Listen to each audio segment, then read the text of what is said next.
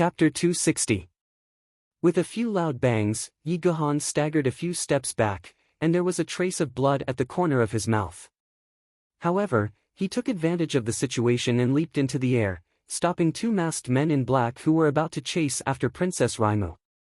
His long sword was like the wind, and for a moment, he looked like he could hold off 10,000 enemies. The leader of the men in black laughed coldly and said, "Yi Guhan, our original target was only Princess Raimu, and we didn't necessarily want to take your life. However, since you want to die, then we brothers have no choice but to fulfill your wish." With a wave of his hand, the five of them simultaneously launched a storm-like attack from 5 directions. Yi Guhan's long sword flew out like a snake, and in the blink of an eye, it became a ball of light rain. He shouted, "Who are you? If you have the guts, don't hide. Tell me your name." "Tell me my name. Since we're masked, we don't intend to let others know our identity." "Yi Guhan, I think you're also a Tian Xian expert. How could you ask such a childish question? Let me tell you, an old white face like you doesn't deserve to know who we are. Go ask the king of hell in the underworld." The leader of the men in black laughed strangely and dashed forward. His wide black clothes fluttered in the wind, as if he wanted to cover all the light in the world. He shouted in midair, "Lao San, quickly capture that little girl. If you delay, there will be changes. Don't cause any more trouble. Leave Yi Guhan to us." With a shrill howl, his body swooped down with a sharp sound. His arms were wide open, and all 10 of his fingers were shooting out fierce energy. It was as if he was holding 10 long blue swords in his hands at the same time. With a loud crash, the momentum was really frightening. The only one among the 5 of them who had a slender figure, the masked man in black, did not say a word. She twisted her waist and sprung up. She was about to chase after Princess Raimu. Yi Guhan let out a mournful and long howl that shook the sky. His long sword was like a dragon, and the blue light blazed brightly once again. Yi Guhan slashed out more than 300 times like a storm, forcing the other 4 enemies to retreat in the blink of an eye. However, he was hit in the left shoulder by the leader of the black-clothed men with a sharp finger. With a pop sound, 2 arrows of blood shot out from the front and back of his body at the same time. Yi Guhan didn't care about his own injuries, and roared again. With a somersault, he traversed 70 feet diagonally. With blood dripping from his body, he somersaulted out. Before he even landed on the ground, 99 swords rained down on him. It covered the slightly slender figure of the masked black-clothed person. The other 4 quickly caught up to him. However, Yi Guhan seemed as if he did not care about his life at this moment. Every strike of his sword was to die with the enemy. Every strike of his was to exchange his life for the enemy's. He only wanted to go to hell together. With his extremely sharp attacks, he laid out a death god's sword net in front of him that almost sealed off the entire street. The 5 Tian Xian experts who were at the same level as him were unable to take even half a step forward. How could the desperate moves of the Tian Xian experts be insignificant? It was obvious that Yi Guhan had the thought of risking his life. "If you want to touch Raimu, you will have to step over my, Yi Guhan's, dead body first." Yi Guhan had used his actions. He had used his entire heart, soul, and life to interpret these words. He had put them into practice. Every strike of his sword was filled with loneliness and desolation that covered the heaven and earth. Every strike of his sword was filled with a bone-piercing madness and loneliness. Every strike of his sword was filled with liver and intestines. Loneliness and desolation are always companions. Where can I bury my deep love in the world? Solitary sword of life. Solitary swordsmanship. Yi Guhan's solitary swordsmanship, at this moment, had fully displayed the ultimate polar steps. There was only one thought supporting him: I can't let them hurt Raimu. Other than that, Yi Guhan had already entered a state of madness and selflessness. Throughout the ages, there is only me and my sword. Boundless heaven and earth, flying with the sword in the wind. Once this sword is unleashed, it will send you on the lonely road to the Yellow Springs. Once this sword is unleashed, it will not stop the tumultuous mortal world. Kill! Die! The leader of the black-robed men was so angry that he shouted loudly, but there was nothing he could do at this moment. Seeing that Princess Raima was being held back by Dugu Xiaoyi and Sun Xiaomei, he couldn't help but clench his teeth and said, "Go all out. Let's get rid of this guy first." Yi Gahan laughed loudly, and his laughter was still filled with desolation. His sword suddenly stabbed out, and halfway through, he suddenly retreated and stabbed towards the black-robed masked man on the left like lightning. One forward and one backward, as if it was made by heaven. Yi Gahan had been fighting for his whole life, and almost all of his battles were against numerous enemies. How rich was his combat experience! At this moment, facing the life and death of Raimo, who he cared about the most, Yi Gahan had completely displayed the peak of his strength. If not, how could Yi Gahan fight against 5 Tian Xian experts who were at the same level as him, and not be in a disadvantageous position? Even if he had the heart to risk his life, to be able to achieve such a result, it was enough for him to be proud of his generation. Blood kept flowing out from his shoulder, but he didn't seem to feel it. It actually didn't affect his combat ability at all. Bang! The sword seemed to have collided with some kind of weapon, and the black-robed man on the left staggered back. Yi Gahan snorted, and his body swayed back twice. He took advantage of the momentum to swing his sword in a semicircle, and a ghastly blue light with the color of blood sprinkled out. He didn't retreat and continued to exchange blows with the 3 enemies. His sword momentum was exhausted, but he didn't change his move. He jumped up, and his legs were like a black dragon twisting a pillar. With a bang, he collided with the palms of another black-robed masked man head-on. With a muffled groan, the black-robed masked man's body moved back, and Yi Gahan fell out like a kite with a broken string. A few streaks of blood spurted out from his nostrils. The black-robed masked man had gathered his strength to attack, but Yi Gahan was fighting with the remaining strength after fighting 4 people in a row. The difference between them was self-evident. However, Yi Gahan still didn't retreat.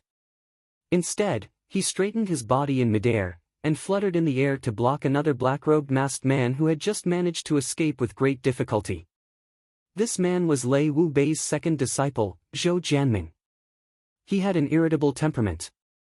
He had seen that Yi Gahan couldn't be beaten to death, and had been pestering him endlessly.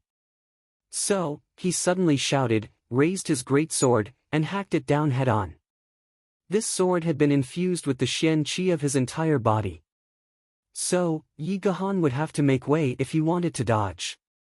In fact, his body's current condition wouldn't be optimistic if he didn't dodge. In fact, it was extremely likely that he would be defeated and killed. Yi Gahan's eyes turned blood red. Then, he suddenly retreated. Zhou Jianming was overjoyed, and took advantage of this opportunity to rush over. However, Yi Gahan's figure retreated, and returned to his original position almost at the same time. His long sword was like a gust of wind. Dang! Dang! Dang! His sword hacked at Zhou Jianming's sword 3 times in a row. It could be said that Yi Gahan had anticipated this. But, Zhou Jianming's momentum had reached its peak. So, his spirit had been exhausted. So, Yi Gahan's 3 sword strikes had weakened him. In fact, he was on the verge of exhaustion. Zhou Jianming felt as if his chest had been struck by a 1,000-kilogram sledgehammer. He couldn't help but turn pale. He staggered back a few steps, and spat out a mouthful of blood. His own strength was actually not weaker than Yi Gahan's. However, he spent most of his time in the mountains and didn't have much experience in Jianghu. Usually, he only sparred with his fellow apprentices. Compared to Yi Gahan, who was a super assassin who had fled Jianghu for his entire life, his combat experience was worlds apart. Therefore, although the 2 of them were evenly matched, Zhou Jianming had suffered a great loss in the first exchange of blows. This was also thanks to Yi Gahan's previous injuries, and his Xian Qi had been greatly depleted. Otherwise, when experts exchanged blows, life and death could be decided in an instant. This one move's difference was enough to take Zhou Jianming's life. Yi Gahan secretly thought that it was a pity. If his attack had been successful, and he had broken through the opponent's encirclement, he might have had a chance to escape unscathed. Although Yi Guhan seemed to have the upper hand in this move, it wasn't easy. His body was counterattacked by his opponent's Xian Qi, and he couldn't help but lean back a little. His sword quickly drew a half circle, buzzing and vibrating, and covered his entire body. However, he only had time to do this step. His breath was almost stuck in his throat, and he couldn't move as flexibly as before. After a fierce battle, every move was desperate, and it could be said that most of Yi Guhan's strength had been consumed. With his body alone, he had resisted the siege of 5 Tianxian experts of the same level. It was already a miracle that Yi Guhan was able to defend and attack until now. If it was said that his sword was like a rainbow, and he was seeking death first, even the sum of the 5 opponents couldn't compare to Yi Guhan. Unfortunately, human strength was limited. At this moment, Yi Guhan was gradually in a state of exhaustion. A sharp whistle sounded. The 4 people were shocked to see that Zhou Jianming had almost lost his life. They couldn't help but rush over with their swords and eyes red.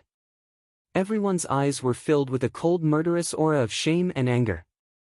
They had 5 Sky Xian experts on their side, but they had been blocked by a single person. This was a great humiliation. Victory or defeat, it all depended on this one move. Yi Guhan laughed bitterly in his heart. It seemed that today, his old life was going to be left here. He didn't know if Raimu, that girl, she, had escaped far away. The dim blue light on his body blazed once again. It was as if a bright star in the sky was shooting out rays of light. Yi Guhan had concentrated his remaining Xian Qi into this attack. Zhou Jianming roared in anger and shame. He leaped into the air and followed closely behind the 4 senior and junior brothers. He launched an attack towards Yi Guhan. Yi Guhan had accurately calculated the timing of his opponent's weapon. The blood-red color in his eyes had disappeared at some point in time. It was replaced by a tranquil and deep look. The only thing he couldn't understand was that the battle had already happened for a long time. Why hadn't anyone come to help until now? Where were the guards of Princess Raimu? Why hadn't the experts in the palace appeared? But now was not the time to think about this. Yi Guhan's deep eyes finally looked towards the direction of the palace. This gaze was full of vicissitudes of life. It was full of deep affection and loneliness. Endless loneliness and loneliness. There was also a strong reluctance to part. Xiao, from now on, I am afraid I can no longer protect your Raimu. Although I have never obtained you, although I have long been tired of this life, but at this moment of life and death, although I know that you are no longer mine, I really can't forget you. I can't let you go. I can't bear to part with you. Because in the end, you're still the softest, and most painful part of my heart, Xiao. If I am no longer in the mortal world, will you be lonely? Will you be willing to shed a tear for me? Yi Guhan didn't have time to think about it. Because the 5 enemies' swords and fists had already rained down on him like a storm. In an instant, his lonely body was drowned. Yi Guhan let out a long roar. He laughed. He laughed. His long sword was filled with determination. His face was calm and indifferent. He met them head-on. At this moment, all the memories of the past, the sweetness of the past, flashed through his mind. That year, that pure, long hair gently fluttered in the wind, that flower-like smile, that earnest entrustment, that deep expectation, and finally, that pair of pretty eyes filled with tears as they looked at him reluctantly. They slowly faded into the distance and became blurry. Yi Guhan's lips, which had been cold for 20 years, at this moment, revealed a trace of tenderness and affection from the bottom of his heart. Chapter 261. Li Residence. Li Yuran was alone in his room. There was a small portrait in front of him. The person in the portrait had bright eyes and white teeth. She was smiling sweetly. It was Princess Raimu. Li Yuran was worthy of being called a gifted scholar of Tianxiang. This portrait was extremely lifelike. It was evident that Princess Raimu had left a deep impression in his heart. However, Li Yuran's eyes were full of pain. Presumably, he has already started to act. Raimu, Li Yuran raised his head, and fiercely closed his eyes. Then, he suddenly roared from the bottom of his heart. It was like the howl of a wounded beast on the verge of death. It was hoarse and dull.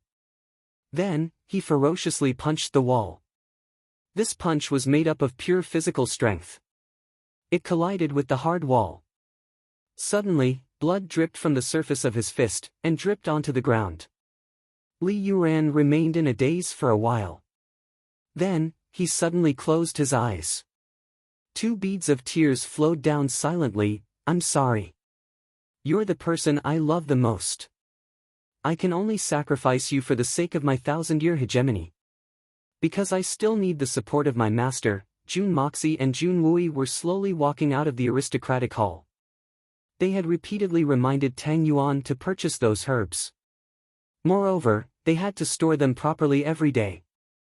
They were finally satisfied with the completion of their busy day. Then, they were on their way home. Today's matter had been very successful even though there had been a few unexpected incidents.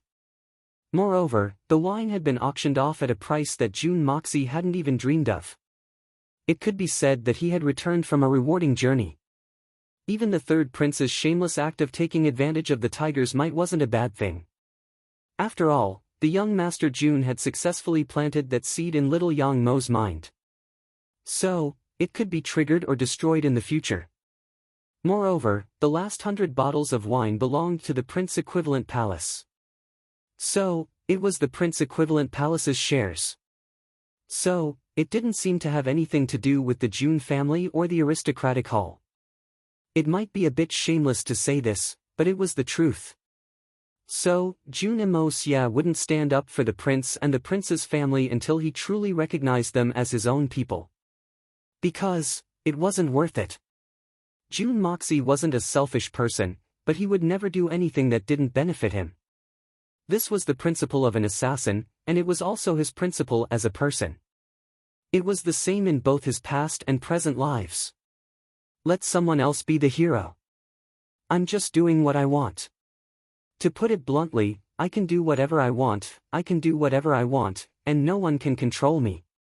Absolute freedom. This was the biggest goal of Jun Moxie's life. Before the aristocratic hall had opened, Jun Moxie had once said, I want the aristocratic hall to reach a point where it can eat for 3 years unless it doesn't open for business. However, the results of today's auction were far more than 3 years. Perhaps, the entire family would be able to sit and eat for the rest of their lives. Hai Chen Feng wasn't able to bid for even a single jar of wine in the end. However, Jun Xia had given him 50 jars of wine from the collection under his name. It was a free gift. This was the kind of treatment one should receive for one's own people. This Tian Xian's shill had held up a sign for 1 million taels of silver a few hundred times. But, he had finally returned to his lair with the bottles of wine in his hand.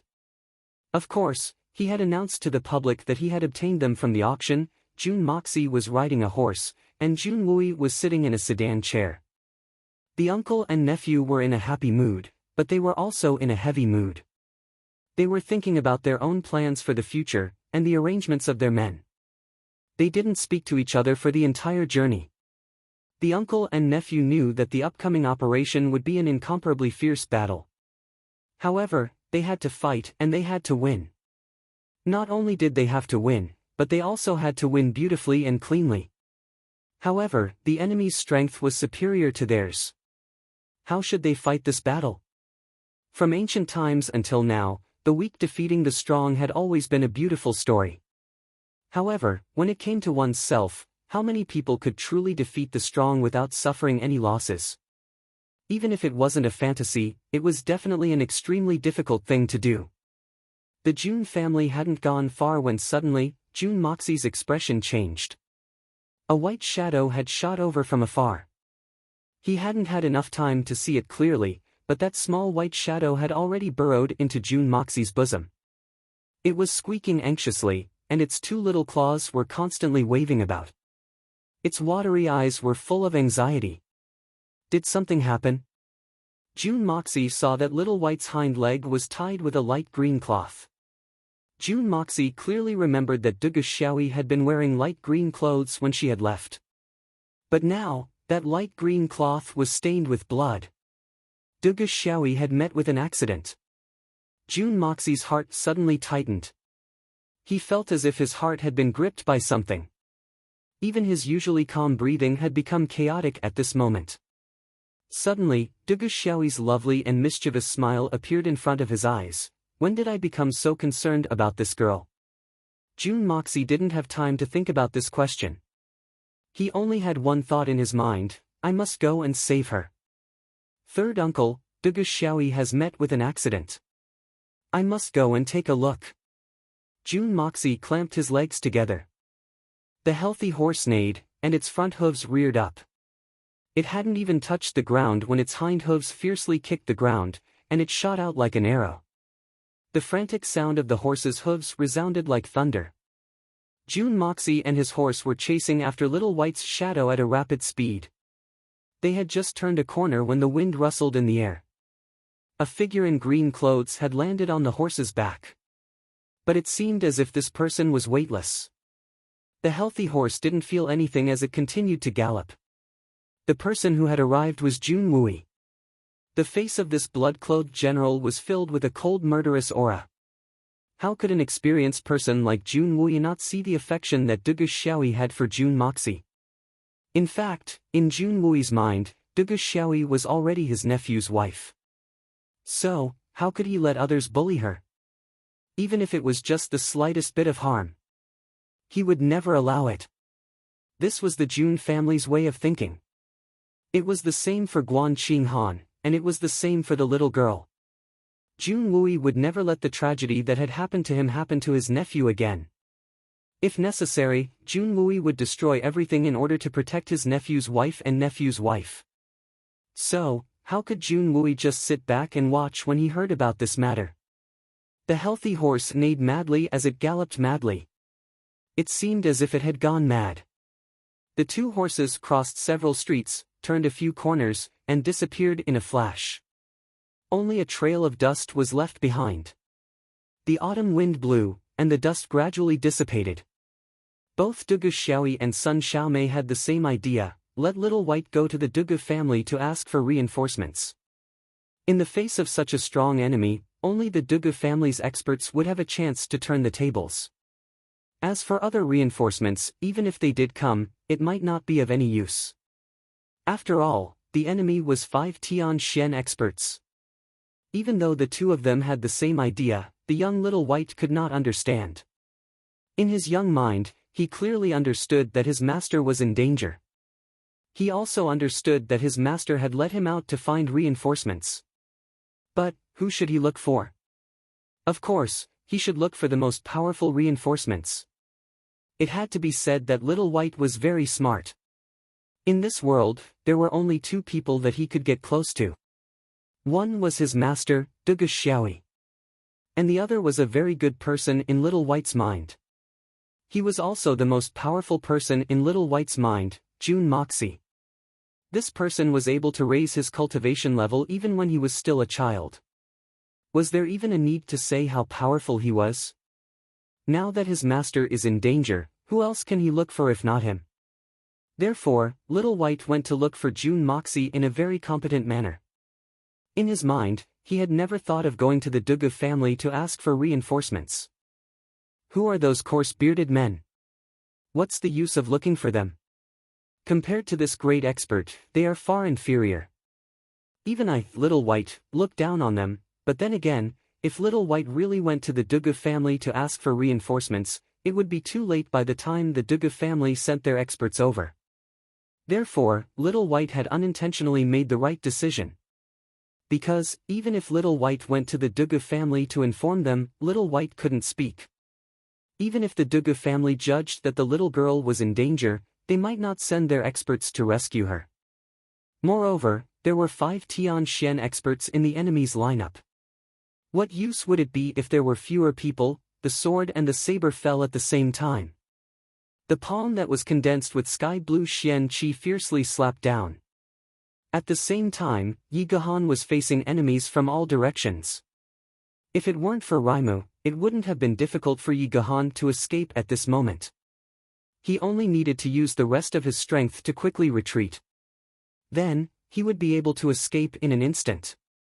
Even if he would suffer some injuries, he would still be able to escape unscathed. But, Princess Raimu hadn't gone far yet. With the strength of the 5 Tianxian experts, they would definitely be able to capture Princess Raimu if he retreated. Yi Gahan didn't know why they wanted to capture Raimu. Yi Gahan only knew that he would rather die than let Raimu fall into their hands. There are things a man can't do, but there are things he must do. Even if he knew that he would die, he would still go forward. What was there to fear about life and death? Yi Gahan stood like a mountain. The moment the sword was about to reach him, he suddenly twisted his body and dodged. He retreated and then advanced again. At the same time, the long sword in his hand flashed with a blue halo. It was as if it had turned into a curved sword. He flicked and stabbed. Poof! A long sword pierced into the left side of Yi Gahan's lower abdomen. The other 2 long swords slanted and almost brushed past Yi Gahan's body. Yi Gahan's clothes were torn and a large piece of flesh was spattered along with blood. Then, a pair of flesh palms heavily bombarded on Yi Gahan's chest with the force of a thunderbolt. Yi Gahan's ribs broke with a few cracking sounds. It was as if he was grinding his teeth. Blood flowed from his 7 orifices. But at this moment, a happy smile suddenly appeared on Yi Gahan's face. Or, it could be said that it was a gentle and hideous smile. Accompanied by the crisscrossing blood on his face, it looked extremely tragic. Because. Chapter 262. The sword in Yi Gahan's hand, in the moment of the previous flick, sliced upwards along the armpit of a masked man in black. That man's sword was still in Yi Gahan's lower abdomen. He forcefully pulled it out, but it didn't move at all. Yi Gahan actually used his own muscles to firmly block that man's sword. He was truly fighting with his life. It was during this pause that the sword had already sliced upwards with the most tragic bloody light. That man screamed out in fear and decisively abandoned his sword. Unfortunately, it was already a little too late. He only managed to dodge the death calamity of his entire body not being cut into 2 by the sword, but one of his arms was no longer spared. A red light flashed, blood burst out, and his arm flew out from his body. Even half of his shoulder was sliced off, and even a layer of his facial muscles was scraped off, revealing his white bones. On top of it, there were tiny twisted blood vessels that looked like earthworms. That man's mouth emitted an inhuman scream, and he staggered backwards. His eyes revealed an incomparable horror as he opened his mouth and shouted, "My hand! My face!" But Yi Gahan's sword had already been withdrawn at lightning speed, and he once again took advantage of the momentum to stab out. Like lightning. All of his actions, not hesitating to take a few hits, were all for this moment. This sword.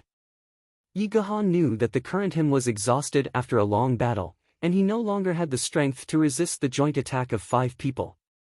The only thing he could do was to fight with his life on the line.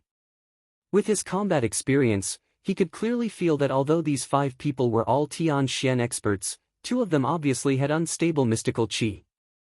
It seemed that they had yet to recover from serious injuries. He was now an arrow at the end of its flight, and the most he could do was to drag these 2 people to hell with him. But, he had no confidence in those few who were still in good condition. Therefore, these 2 people were his first and only targets. The long sword stabbed out again with exceptional accuracy. The man had just struck Yi Gahan's chest with both his palms and was filled with the joy of killing his enemy. However, he did not expect that even though he had broken all of his opponent's ribs, a vortex would suddenly form in front of his opponent's chest, firmly sucking his palms in. That person knew that the situation was not good. He struggled with all his might and was barely able to break free. However, in this moment of delay, the cold and dense sword had already arrived in front of his chest with a bright blue light. Sword of Death. He screamed for his life and tried his best to dodge to the side. But just as he moved, the long sword had already pierced through his chest, all the way to the hilt. Although it didn't pierce his vital organs, the profound energy attached to it had already caused his fragile internal organs to be in a mess. However, Yi Gahan had finally reached the point where he was at the end of his rope. The long sword had pierced into the enemy's chest, but he didn't even have the strength to pull it out. A man roared and the long sword fell with a swoosh. Yi Gahan no longer had the strength to resist. His right hand, which was holding the sword, had already been cut off by that sword. However, there wasn't much blood flowing out of the wound, his blood had already been drained. But his face still carried a mocking smile. His eyes, however, were filled with gentleness, looking in one direction. That direction was the imperial city. A man flew up and kicked Yi Gahan's body, causing him to fly up and land heavily on the ground. However, Yi Gahan still stubbornly turned over. Because of turning over, the bones in his chest that had already been broken let out a strange kacha-kacha sound. However, Yi Gahan didn't feel it at all, as if it didn't hurt at all. In his eyes, there was no longer the arrogance of the past, nor was there the desolation of the past. It was filled with endless gentleness and longing. In the last bit of time left in this life, he couldn't see his beloved, but he could only see where she lived. The direction she lived in was also good. The long-suppressed feelings that he didn't dare to express for a long time burst out at this moment. Xiao, I miss you. I miss you. I miss you. At this moment, Yi Gahan's mind was extremely clear. Many past events came one after another. He was already in a trance, but it also felt like a dream, a fantasy, and a reality. Suddenly, there was a gentle voice in his heart, softly reciting a small poem over and over again. It seemed to be endless, but also faintly discernible, as if he was in a dream. I don't regret this life's deep love, I'm willing to wander alone, eternal regret for lovers in a dream, I'd rather betray the heavens than my love. This was the farewell poem that Yi Gahan wrote to Murong Xiao 18 years ago. I'd rather betray the heavens than my love. I'd rather betray the heavens than my love. Yi Gahan couldn't speak at this moment, but his lips were faintly moving. If one paid close attention to the shape of his mouth, they would find that he was softly reciting this poem. Xiao, I left you 18 years ago, and I lost you forever. I only left you this poem before I left. You were softly reciting the last sentence at that time, and your tears kept flowing. I still remember that time. Your long hair was disheveled in the wind at that time. Now, I'm leaving again, and I won't ever come back. Do you know that I'm still thinking of this poem at this moment? I'd rather betray the heavens than my love. Xiao, I've never betrayed you in this life. And I've never betrayed you. Zhou Jianming roared, and rushed forward to chop Yi Gahan's body to pieces. Lei Jianhong roared, enough. His Xian Qi is exhausted, and his internal organs are destroyed. He won't be able to live. Quickly pick up the fourth and fifth brothers, and grab that girl. We have to leave quickly. We can't stay here for long. Zhou Jianming and the woman roared in grief and indignation. They each picked up the injured fourth and fifth brothers, and rushed towards the direction that Princess Raimu had fled to. Princess Raimu was pulled along by the two women. She would turn her head from time to time, and anxiously watch the battle in the distance. She saw Yi Gahan's body bathed in blood from afar, and he suddenly collapsed. Raimu suddenly shouted in a very mournful and shrill voice, Uncle Yi. Her feet were nailed to the ground, and she wasn't willing to move even half a step. She suddenly felt as if her mind had been struck by lightning, and her tears started to flow unknowingly. Uncle Yi, this man had been meticulously protecting her since she was a child. He had been an invincible elder in her impression. He had been desolate every day, and had made her heart ache. He had been so lonely that it made her sad. But today, he had finally collapsed in order to protect her. Princess Raimu suddenly felt a heart-wrenching pain in her heart. The royal family had no relatives. The imperial family never had any relatives. She had understood this since she was young. Although her father was very good to her and could even be described as spoiled, her father was too dignified. Although she wanted to act like a spoiled child in her father's arms and enjoy his embrace, her father would not be able to hold her for too long before something else came up. Then, he would return to the dignity of an emperor. Emperor and father, these two titles, the emperor would always be the father. When a father became the emperor, he would no longer be the father of a daughter. Only in front of Uncle Yi could Princess Raimu truly feel like a father. She could act spoiled in front of Uncle Yi and throw a tantrum. Although she always called Yi Gohan Uncle Yi, deep in her heart, Princess Raimu had already regarded Yi Gohan as her father, her real father. He spoiled her so much. He did everything for her, but when she did something wrong, he would get angry, and he would beat her mercilessly. But he was really good to her. He had always been by her side, never showing up, never fighting for anything, never asking for anything. He always watched her from a corner, as if he was satisfied with that. But every time she was in danger, he was the first one to protect her. When the three royal brothers bullied her and made her feel wronged, he was the first one to stand up for her. No matter what, he had always tried his best to take care of her. Now, he had collapsed because of her. He had been very tired all these years. Uncle Yi, do you need to rest? Don't you want your little Raimu anymore? Do you have the heart to leave your little Raimu like this? Do you have the heart to do that? Do you have the heart to do that? Uncle Yi. Do you know that in my heart, you are already my father, father? Please don't leave me. Princess Raimu stood there in a daze. She didn't know what she was doing. She didn't know what she was thinking. Dugu Xiaoyi and Sun Xiaomei were trying their best to pull her, but she didn't budge. She was a girl who had lost her loving father. So, she didn't care about the consequences. Why haven't the people sent by the emperor appeared yet? Why? Why didn't they show up when they saw Uncle Yi go all out? They should have shown up. I'll take my revenge if Uncle Yi really goes. I'll take my revenge on you. I'll take my revenge on you with my life, with everything I have. Princess Raimu roared in her heart. She was so angry that her chest was about to explode. But, she couldn't say a single word. Tears blurred her vision, and she felt as if a 5,000-kilogram boulder was stuck in her throat. Her hands and feet were ice cold, and they were trembling. Her entire body felt as if it had been plunged into a world of ice and snow. The three black-robed masked men rushed over at this moment. Lei Jianhong furiously grabbed Princess Raimu with one hand. Raimu stood there in a daze, and didn't react in the slightest. Dugu Xiaoyi and Sun Xiaomei pounced over at the same time. Their bodies blossomed with a dazzling golden radiance. It could be said that they had reached the Gold Xian realm at such a young age. It could be said that it was quite commendable. The two men attacked at the same time. One sword and one saber attacked from both sides. However, the strength of the other party get lost. Lei Jianhong swung his hand, and the two women were thrown far away. I don't want to kill you. Don't force me to kill you. Who are you? Who are you? Princess Raimu seemed to have woken up from a dream. She wasn't afraid at this moment. I want to take revenge for Uncle Yi. Revenge.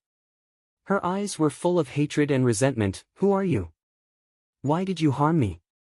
Why did you kill my Uncle Yi? Princess Raimu suddenly roared at the last sentence. Her voice was so loud that it startled Lei Jianhong. He had never imagined that such a delicate and timid woman could produce such a sharp and resounding voice. Chapter 263. You don't need to know who we are. You don't need to know why we're targeting you because you don't have a chance to live anymore. Lei Jianhong didn't know why he had blurted out such a brainless sentence under the intense gaze of the woman in front of him. I won't let you off. I'll kill your entire family. Kill them all. Princess Raimu's tears suddenly overflowed from her eyes. But she stubbornly opened her eyes without blinking. I won't let you off even if I become a ghost. The sharp and mournful roar seemed to cut through the blue dome of heaven.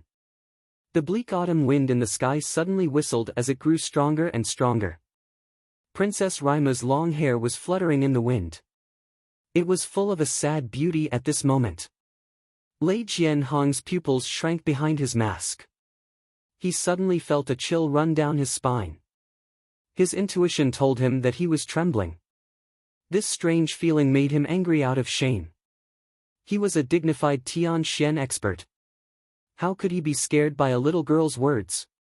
This is too outrageous. Bang! Lei Jianhong flew into a rage out of shame. He slapped her across the face and cursed, "Smelly whore. You're about to die, yet you still dare to talk nonsense. Do you believe that I won't kill you now?" Princess Rima's snow-white face had a swollen handprint on it. Her hair had also scattered down. But, she was still glaring at him fiercely. Her eyes were full of resentment and unyieldingness. Lei Jianhong looked at Princess Rima's venomous eyes again. He saw that the princess didn't seem to have any intention of backing down. His anger flared up again. He thought that this woman had a great connection with the culprit who had killed his 3 younger brothers with a flying dagger. 2 of his younger brothers had been injured by this woman's bodyguards. His anger rose up in his heart for a moment. His killing intent rose up in his heart. The 3rd sister saw that the eldest brother had a killing intent. So, she hastily advised, "Eldest brother, this woman is related to that person. You can't kill her until that person comes out." Lei Jianhong fiercely clenched his teeth. Then, he chopped the back of Princess Rima's neck with his palm. Then, he picked her up and threw her to the 3rd sister. Then, he bade farewell, and flew away. "Villain, put down the princess." Dugu Xiaoyi and Sun Xiaomei pounced forward. Although they knew that they were no match for them, they couldn't just watch them take Princess Rima away. Lei Jianhong snorted coldly. His figure floated up, and 2 bang sounds were heard as the 2 women were struck by his palm. Blood dripped from the corners of their mouths, and they were sent flying upside down. The 3 black-clothed masked men leapt up at the same time. They floated up and down, and disappeared without a trace. It wasn't that Lei Jianhong didn't want to kill these 2 women, but he couldn't. He had no choice but to do what he did to the princess out of hatred, but between Sun Xiaomei and Dugu Xiaoyi, one had the Sun and Tang family behind her, while the other had the Dugu family behind her. If something were to happen to these 2, the 3 great aristocratic families would cause a ruckus, which would be very disadvantageous to Li Shidi's Li family. A moment later, a small white silhouette flashed like a bolt of lightning. Then, it was followed by the sound of galloping hooves. The horse had already turned the corner and arrived at the scene by the time the sound of the galloping hooves was heard. The silhouettes flashed, and the 2 men jumped down. There was a pool of blood on the ground. Yi Gahan's lonely body was lying in that pool of blood. "Xiao Yi! Yi Gahan!" Jun Wuyi cried out in alarm as he landed beside Yi Gahan. He had to pretend that his legs had been crippled. So, he sat in front of Yi Gahan, and placed his hand on his left wrist. Then, pure Xian Qi surged into his wrist in order to prolong his life. Yi Gahan had lost a lot of blood, and his body had been seriously injured. At this moment, he was like a lamp that had run out of oil. His vitality was even dimmer.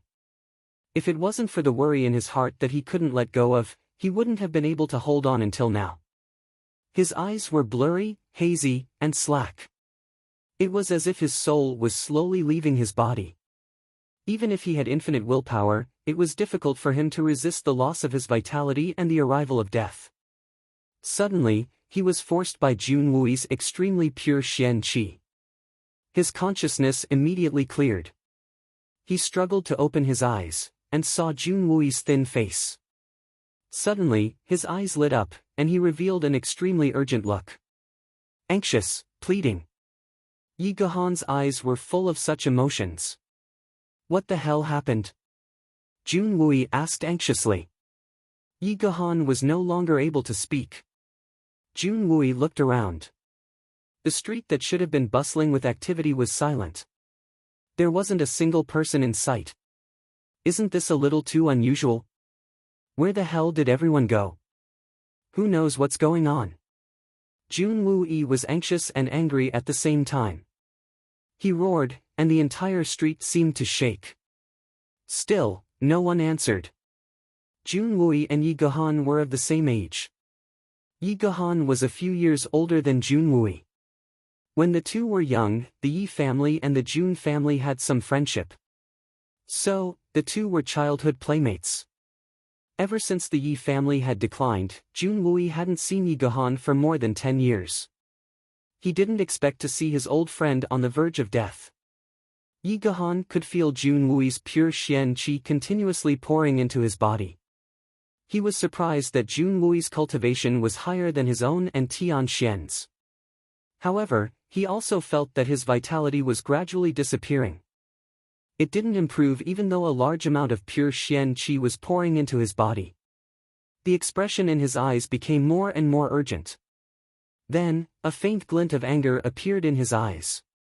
Jun Wui saw that Yi Guhan's breath was slowly weakening. So, he raised his head anxiously. "Mo Xia, can he be saved?" Jun Moxie sighed.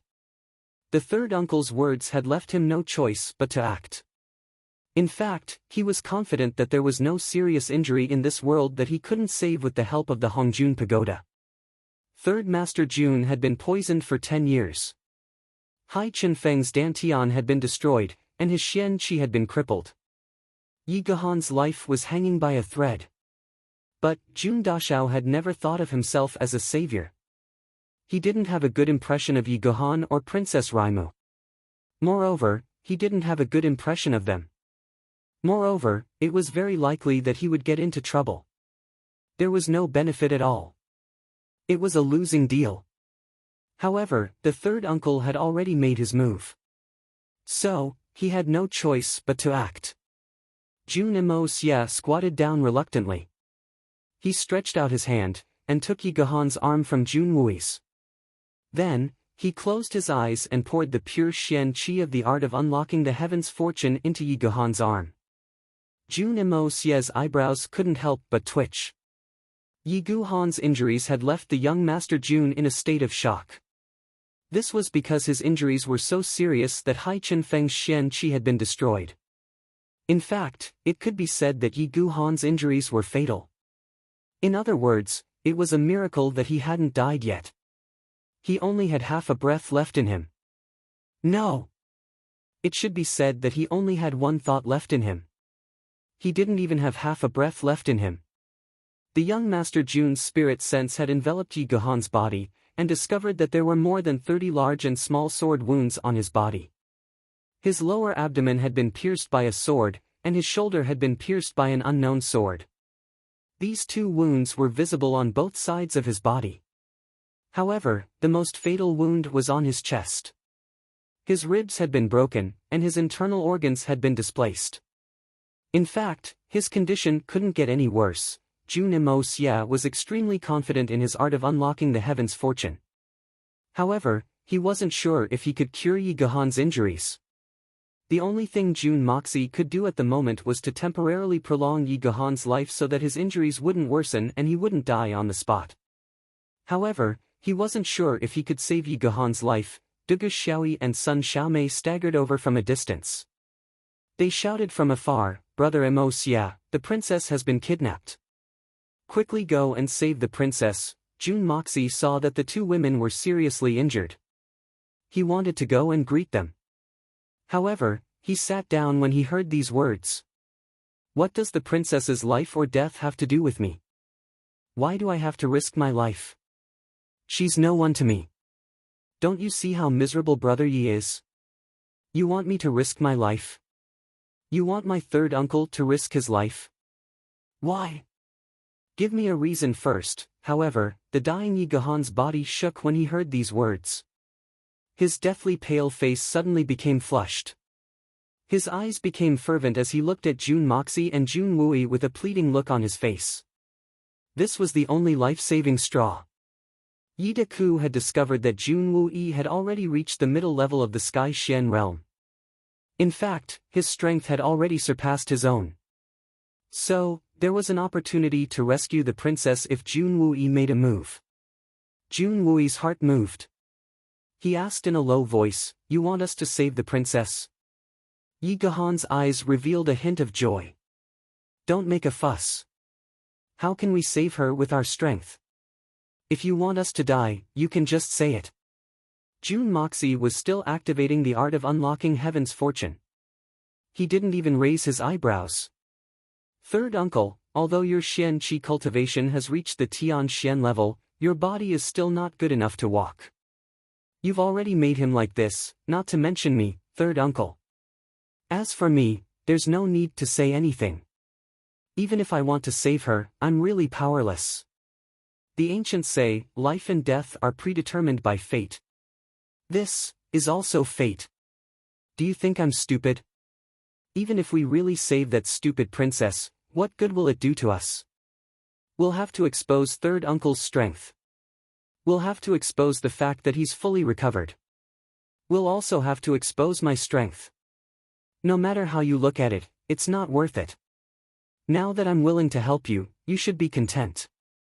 If it were someone else, even Yun Bichen, the strongest of the 8 great masters, wouldn't be able to do this. Yi Guhan's breathing had been extremely weak, but it had suddenly become hurried. He looked at Jun Mo Xia with extreme anger. Jun Mo Xia could clearly feel that Yi Guhan's heartbeat had also become hurried.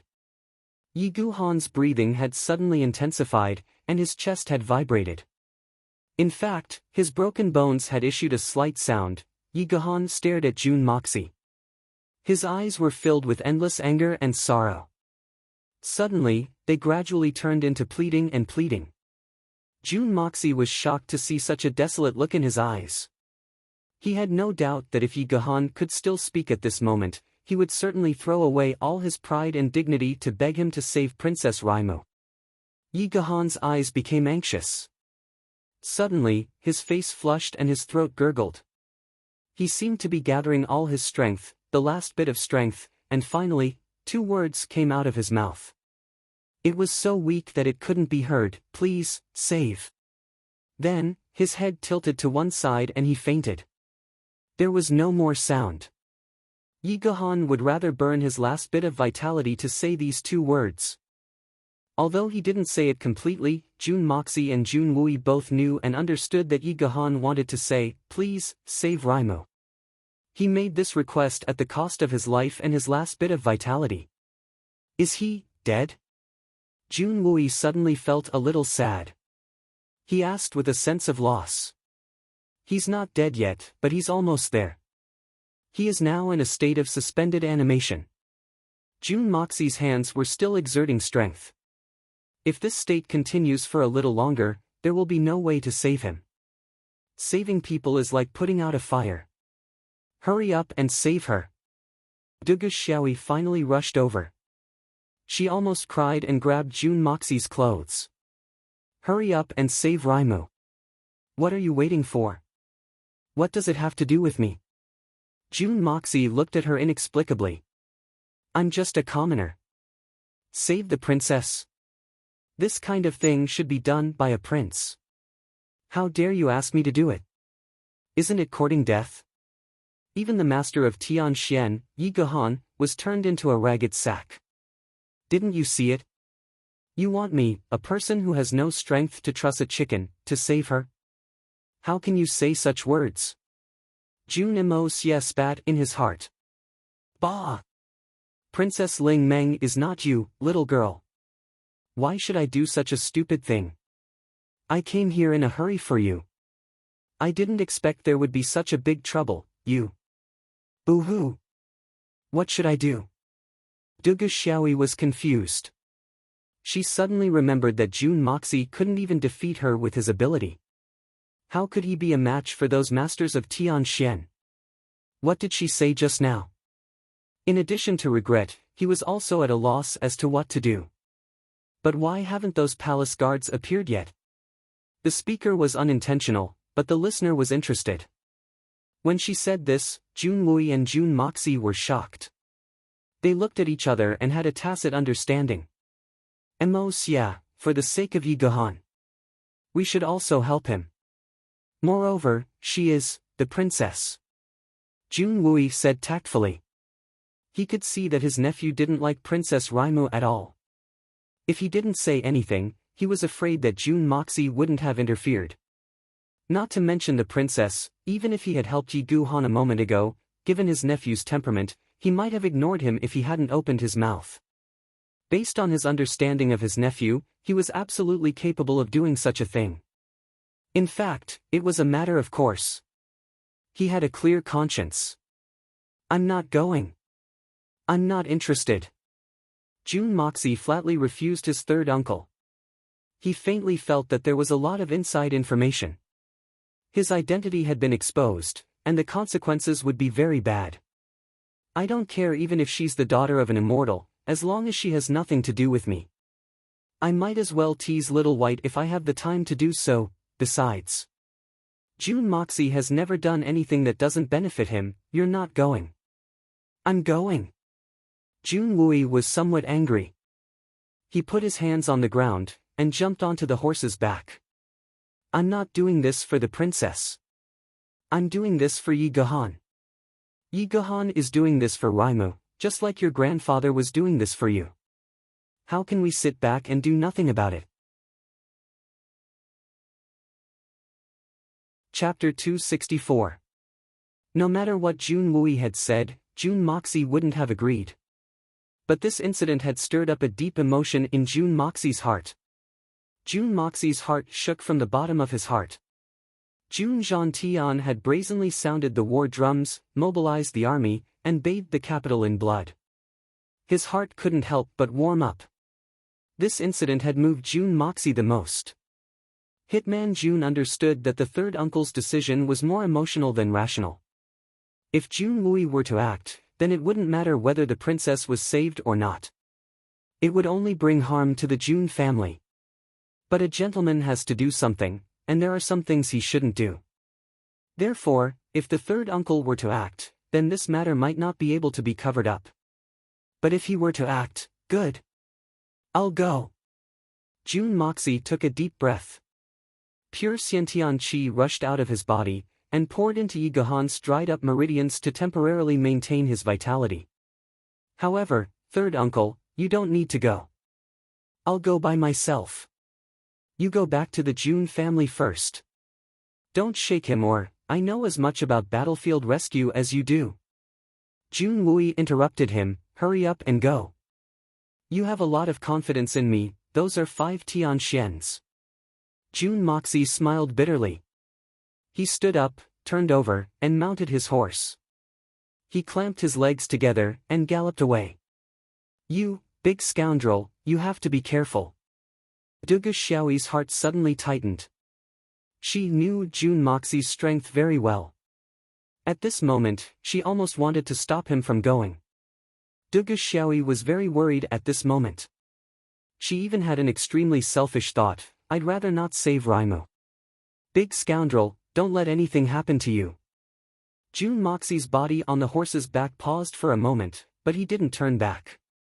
The healthy horse neighed and galloped away. Dugu Xiaoyi's delicate figure trembled. Sun Xiaomei walked over slowly to her side and held her hand. "Don't worry, he'll be fine." "And, Sister Xiaomei. Am I being too much? Forcing him like this, if something happens to him, what should I do?" Dugu Xiaoyi was out of her wits as she asked in a somewhat hesitant manner. "No, don't worry." Sun Xiaomei thought to herself, "When did you force him? If it weren't for the third uncle's words, then even if you forced him 10,000 times, he wouldn't have gone. So, you didn't force him at all, because I'm afraid you're still unable to force him with your current strength." However, Dugu Xiaoyi would be very sad if she were to say these words. Therefore, Sun Xiaomei could only think about it in her heart. In fact, someone had been watching everything from the moment Princess Raimu's party had been ambushed. Then, Yi Gahan had attacked them. Then, they had fought a fierce battle to the death. Then, Yi Gahan had been seriously injured, and Lei Jianhong and the others had taken Princess Raimu away. This person was none other than Mr. Wen. He was the black-clothed man who had entered the aristocratic hall with Princess Raimu and the Emperor. According to the rules of the aristocratic hall, only 2 people were allowed to enter with an invitation card. Princess Raimu's party had 3 people.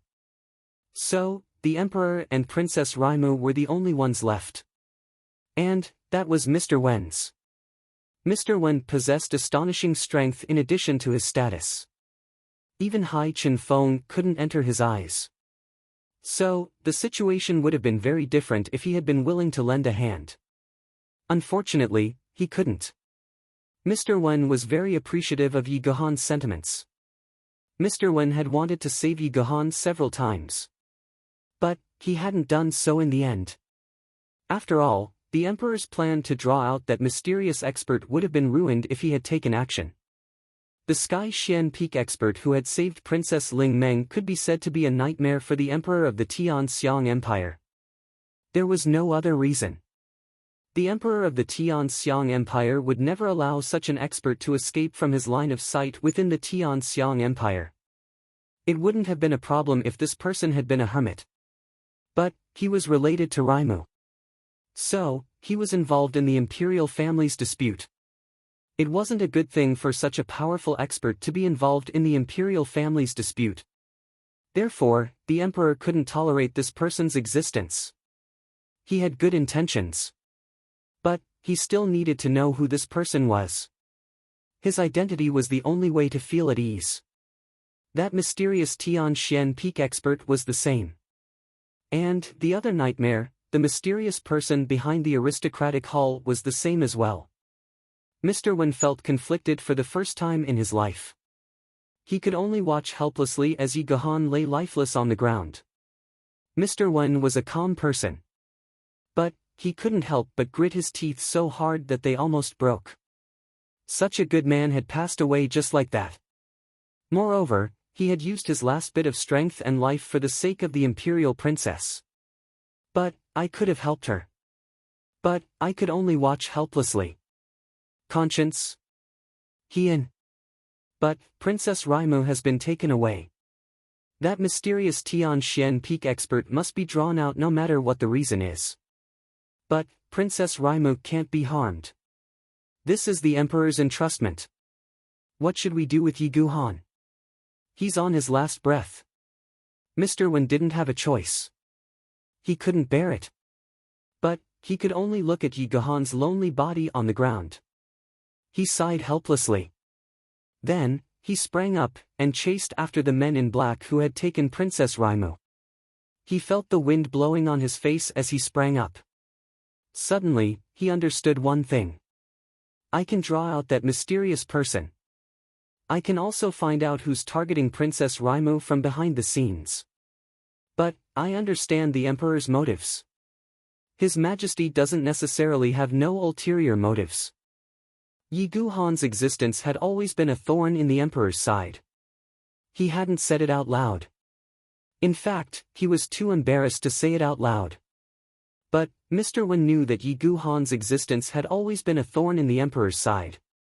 No man could tolerate another man's covetous gaze on his wife for decades. Even if he only kept this thought in his heart, it wouldn't do. The Emperor was also a man. His possessiveness would only be stronger. And, he wouldn't be any weaker than anyone else. It didn't matter whether the other man had done anything. So long as he had this thought, it would be a capital crime. A capital crime that couldn't be pardoned. So, Yi Guhan must die. Other than a few of the more pressing, real objectives, this was actually His Majesty's plan to get someone else to do his dirty work. It's a deadly trap.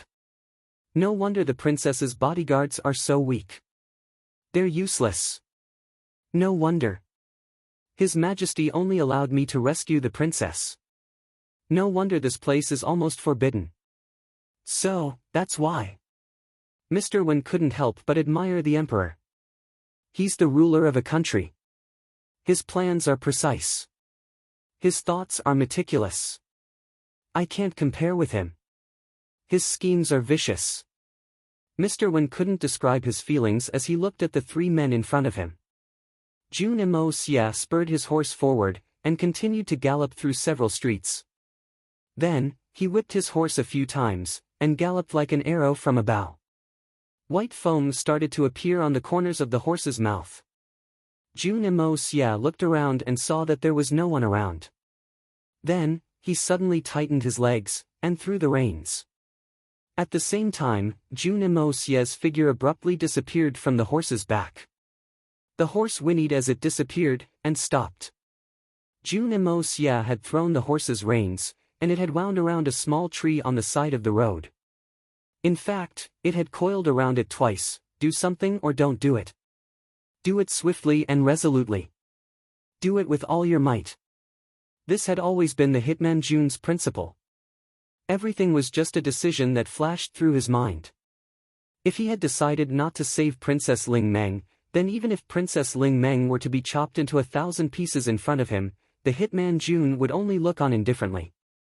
At most, he would give a few comments about the blade technique being inaccurate, or that it wasn't sharp enough. But since he had decided to save her, then not a single hair on Princess Ling Meng's body would be harmed. His powerful spiritual sense instantly swept out in all directions.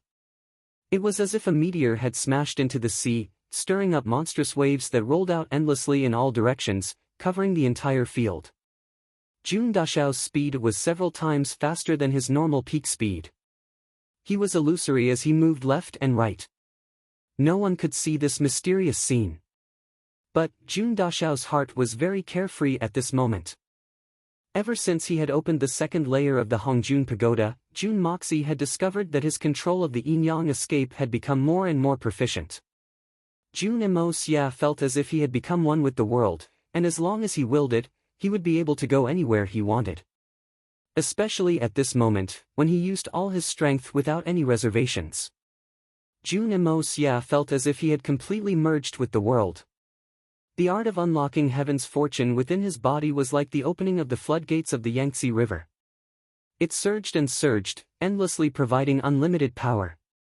The Hongjun Pagoda's vast spiritual energy slowly seeped out and was absorbed. It supported the operation of the art of unlocking heaven's fortune without any hindrance. Through the operation of the art of unlocking heaven's fortune within his body, the Hongjun Pagoda continued to absorb the spiritual energy of heaven and earth.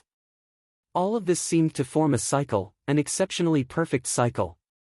No wonder. Jun Moxie remembered someone from his previous life. He didn't know if it was a Taoist or a Buddhist. It was said that life was a sea of bitterness, and the human body was the only way to cross this sea of bitterness. Jun Moxie felt that this sentence was very much in line with his current situation. The young Master Jun wished that he could stay in this wonderful state for a long time. After all, this state was something that could only be discovered by luck. It was a pity that, how could the reality be as one wished? Suddenly, there was a strange movement in front of him. With a swoosh, Jun Emosie soundlessly traversed a distance of several tens of zhang, leaving behind a slowly rotating vortex in the air, which slowly calmed down. 3 people were constantly changing directions in front of him. They were rushing out of the city like a wisp of smoke. Their movements were quick and agile. Moreover, it could be seen that these 3 people's spiritual senses were very strong. In fact, they would avoid people in front of them in advance. They hadn't met anyone except ordinary people along the way. An ordinary person wouldn't have been able to see them with their speed. At most, they would have felt a sudden breeze blow past them, and wouldn't have been able to trace them. Chapter 265. Jun Moxie took a deep breath, and sped up once again. He followed the 3 men at a moderate pace, and kept a distance of 30 or 40 feet from them. Suddenly, his spiritual sense fluctuated, and he discovered that someone was following them from another direction. Moreover, that person's cultivation was much higher than the 3 black-clothed masked men in front of him. Could it be someone from the imperial family? Jun Moxie pondered in his heart. He didn't stop his footsteps, but he had another plan in mind. Mr. Wen suddenly exclaimed in another direction. It seemed as if he had sensed something. But he couldn't find anything even though he looked around. But with his powerful spiritual sense, he could clearly sense that another unbelievably powerful expert had already arrived here. But why haven't I sensed anything? There was an open space in front of them. A few silhouettes jumped down from the top of the city wall, and disappeared into the distance in an instant. Mr. Wen chose to follow them, and deliberately paused for a moment. He wasn't worried that the juniors would be able to escape from his pursuit. He wanted to see how that person had managed to evade his observation in this vast open space. Even the first great master Yun Bi-chin can't hide from my eyes in this open space. But, Mr. Wen was disappointed. He waited for a while, but to no avail. The only thing he could feel was that the powerful aura was gradually getting further and further away. Furthermore, it was gradually getting further and further away from that vast expanse of land, and he still couldn't see anything. How is this possible? There's such a person in this world. Mr. Wen sucked in a mouthful of cold air. But, a burning sense of heroism and lofty aspiration suddenly arose in his heart. Such an expert, how happy would it be if I could exchange blows with him? Mr. Wen let out a long breath and adjusted his condition to its peak. Then, he floated down from the city wall like a wisp of smoke. The soldiers who were guarding the gate didn't know what was going on. Then, he disappeared into the distance. Eldest brother, the fifth brother's condition is very bad. The Xian Qi I've poured into him hasn't worked. We need to treat his injuries as soon as possible. Otherwise, I'm afraid. Zhou Jianming's voice was urgent and anxious. Yi Guhan is very ruthless. My fourth brother's situation is the same. Lei Jianhong gnashed his teeth in hatred. His footsteps did not stop. Although fifth brother's injuries are serious, as long as he is nursed well, he will recover one day. However, fourth brother is destined to be a cripple. Even his shoulder was cut in half and his face is disfigured. Damn that Yi Guhan. I didn't expect this Yi Guhan to be so troublesome. We are 5 Sky Xian experts, and none of our realms are inferior to him. Moreover, the 5 of us joined hands to deal with him. But, we still ended up like this. The third junior sister Fong Piaohong sighed. Fortunately, he won't be able to live. It's a pity that fourth junior brother. It's all because of that bitch Raimu. Lei Jianhong roared angrily, wait for me to get some information about that knife-throwing thief. I'll make that slut regret living in this world. Who cares if she's some bullshit princess? It's just that we'll have to wait for Master to arrive even if we get some information. Fong Piaohong sighed, fourth junior brother and fifth junior brother are seriously injured and on the verge of death. Sixth junior brother has no hope of ever recovering. Seventh, eighth, and ninth junior brothers are also buried in Tianxiang. Who would have thought that this would happen? She sighed faintly, Master will be furious if he finds out about this. Eldest senior brother, Master will arrive in 2 days. You must prepare well. What can I prepare? Lei Jianhong was somewhat discouraged, I'm afraid that my father will beat me to death. I'm afraid that I won't be able to get out of bed for half a year even if he doesn't kill me this time. He brought 9 fellow disciples with him, and now only the 3 of us are left. What kind of huge blow is this for him? It would be strange if he would let me off lightly. Zhou Jianming sighed and said, I don't think any of us will be able to relax. Master will arrive in 2 days at the most. Alas! I can't imagine what kind of expression the old man will have on his face. Master has put in so much effort for the sake of the 11 of us. Alas, I don't know how sad the old man will be. Fong Piaohong sighed. Her eyes couldn't help but turn red. The 3 of them were still talking when a forest appeared in front of them. They looked behind them to make sure that no one was following them. Then, they entered the forest without any hesitation. Hitman Jun, who was following closely behind them, also floated into the forest as if he was invisible. Jun Moxie had already realized that the people who had kidnapped Princess Raimu were the same people who had participated in the robbery of the Xian Dan on that stormy night, Lei Wu Bei. However, he was shocked in his heart. The cold-blooded Master Lei Wu Bei will arrive in Tianxiang City in 2 days. This is big news. The 3 of them were still very cautious even in that dense forest. They turned left and right and suddenly stopped in front of a withered tree stump. They looked left and right to make sure that no one was around. Then, the eldest disciple, Lei Jianhong, stretched out his hand and pressed on an unknown place. The stump slowly moved away, and revealed a large square slab of stone. Then, the slab moved away, and revealed a round hole. However, the moment the hole was revealed, Hitman June disappeared without a trace and entered the tunnel. This was the safest place to go. Lei Jianhong and the other two disciples adjusted the posture of their fellow disciples. Then, they slowly and cautiously entered the hole. After all, the inside of the hole was narrow, and the two disciples couldn't bump into each other again. However, they didn't know that Jun Dashao was already waiting for them to fall into the trap. The tree stump slowly closed up, and the ground was restored to its previous tranquility. There wasn't even the slightest movement. Mr. Wen had followed them all the way. He had clearly seen these people enter the forest, and hadn't left the range of his spiritual sense. However, he had been a step too late because he had to search for that formidable existence. The hole had already been restored to its original state by the time he arrived. Mr. Wen had searched the entire forest, but hadn't been able to find the whereabouts of these people. He had used his spiritual sense to search, but he could only sense that these people were nearby. However, it was difficult to determine where they were. He couldn't help but feel anxious. This is like burning the whiskers of an old cat. Mr. Wen had already guessed that these people must have used some kind of mechanism to drill into the ground to hide their tracks. But, where did they drill into the ground? He would have dug them out if he had used his martial power to sweep the area. Unfortunately, that would have alerted the enemy, and he wouldn't have a follow-up plan. But, Princess Raimu is still in their hands if I don't find them. What will I do if something happens to her? How will I explain it to the emperor? Mr. Wen was in a dilemma. He frowned as he tried to think of a countermeasure. The cave led to a huge space. The soil around it had been flattened. It was underground, and had a damp smell. You two, hurry up and treat the fourth and fifth brothers' injuries. I'll interrogate this slut.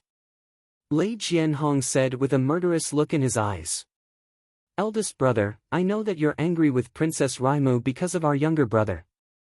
But, you still need to consider your methods. Fong Piaohong hesitated for a moment. Then, she said, I can see that younger brother Yuran's heart is in great pain. I think, we haven't exposed our identities. So, there's no harm in letting younger brother Yuran be a good person. He can act like a hero to save the damsel in distress. Then, he can rescue this girl.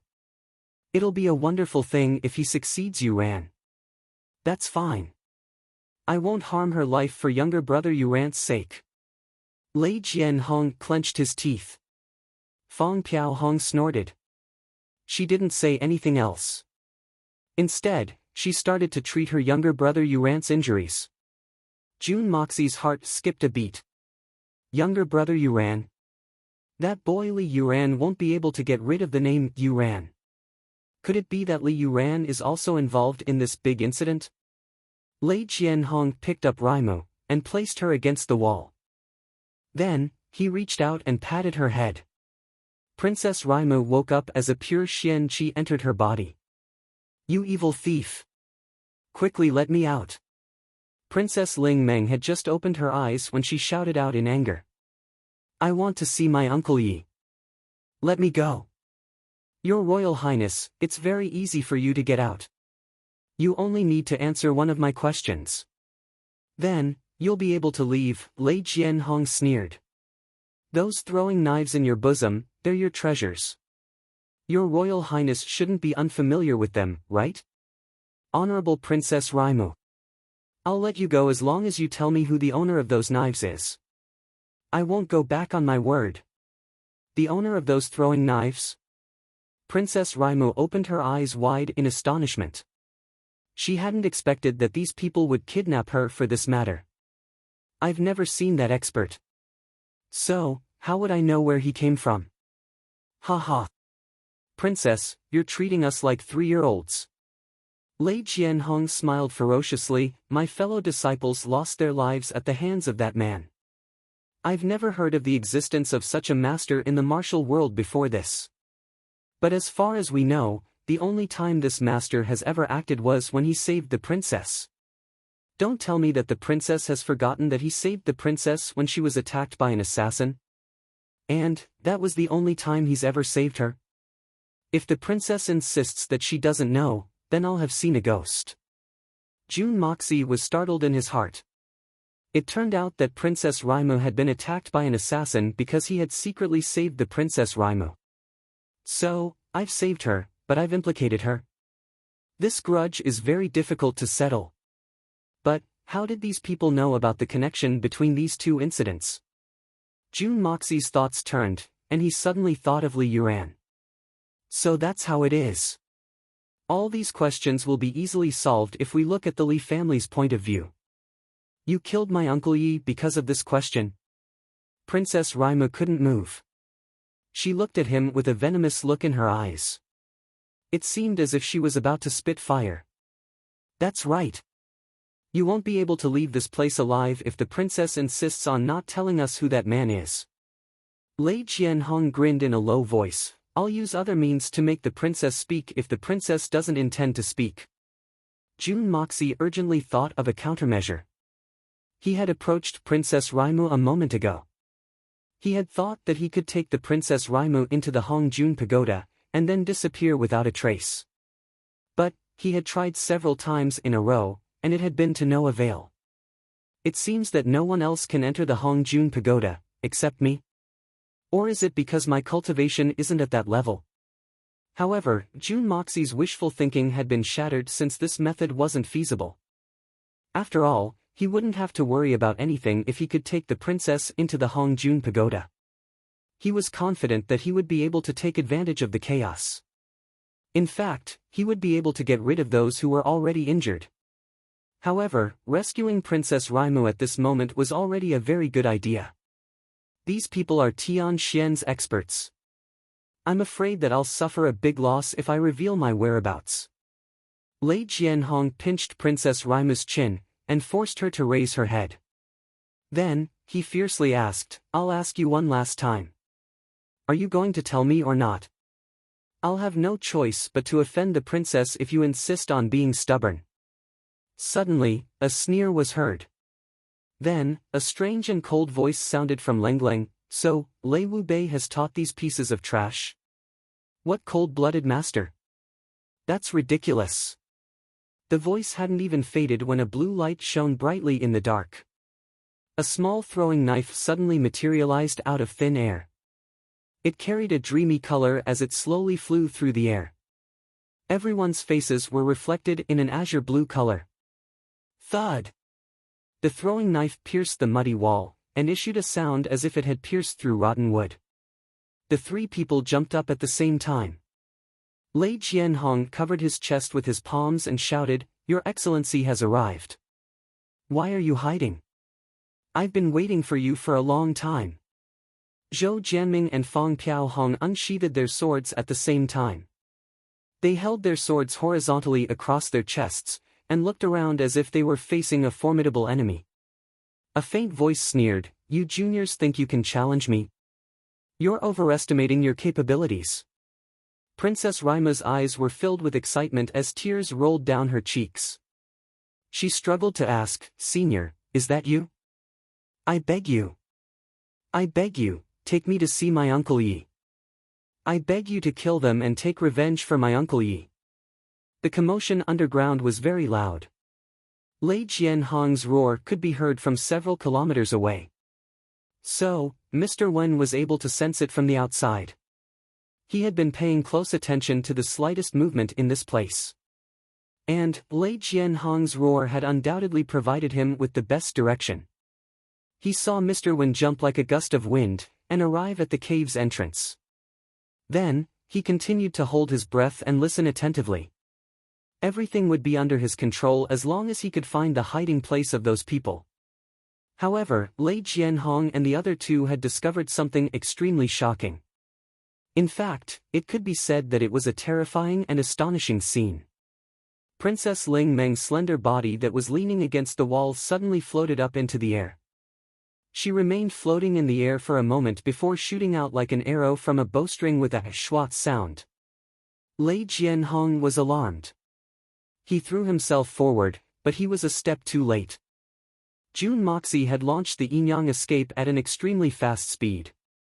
June Moxie and Princess Raimu had already broken through the stone slab by the time Lei Jianhong had made his move.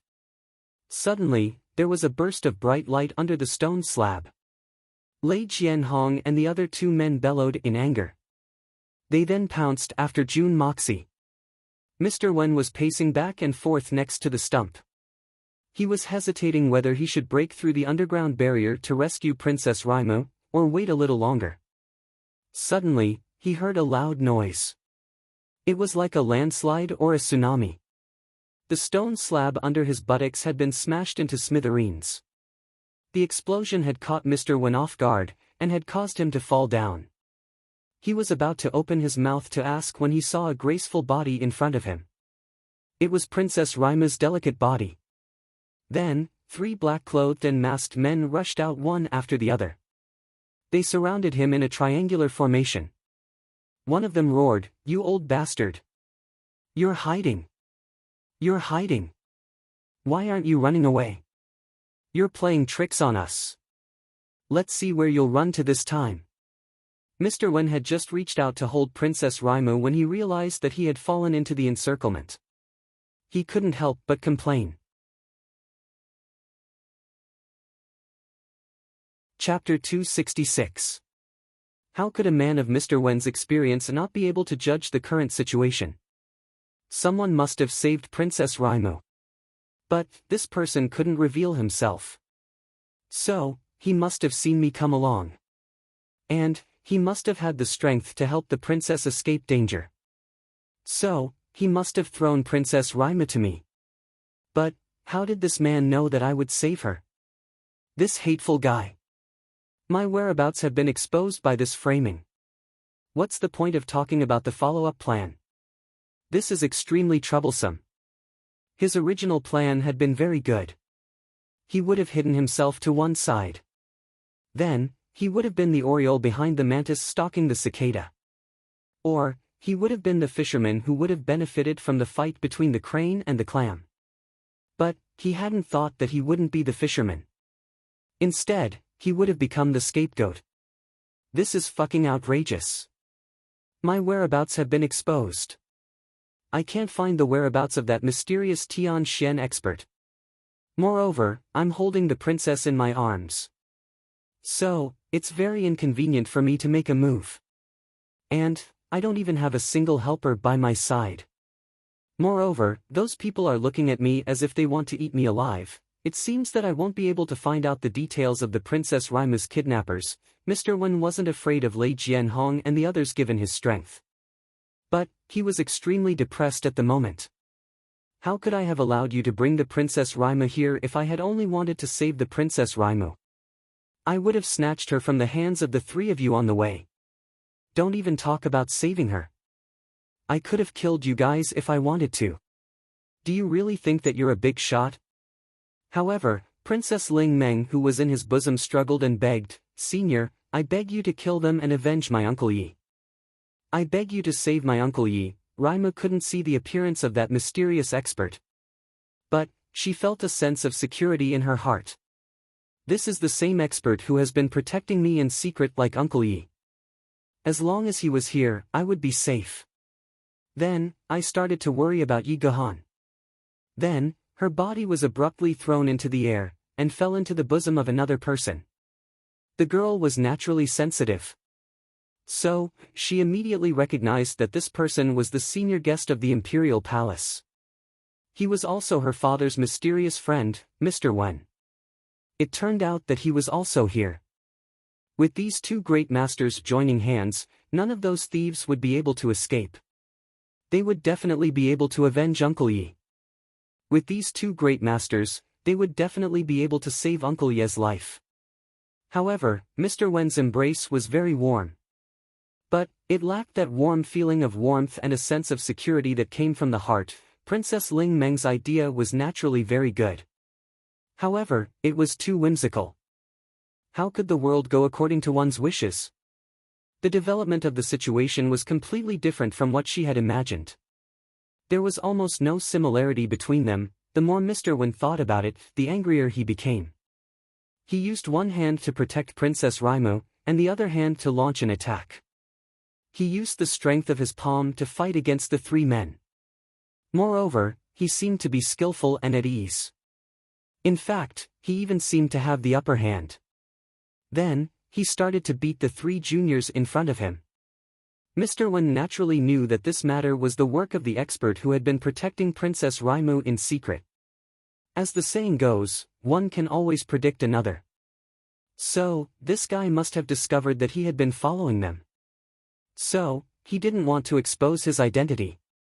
So, this wasn't a strange thing. Mr. Wen didn't feel too bad about being framed by such an unfathomable expert. After all, the one with the biggest fist was the boss in this world. This was a well-known truth. But the problem was that Mr. Wen hadn't even seen the shadow of that expert from the beginning to the end. This was the biggest reason why he was depressed. It made him feel inferior. It made him angry. It made him speechless. Mr. Wen had always believed that his strength was extraordinary. But, he had never suffered such humiliation in his entire life.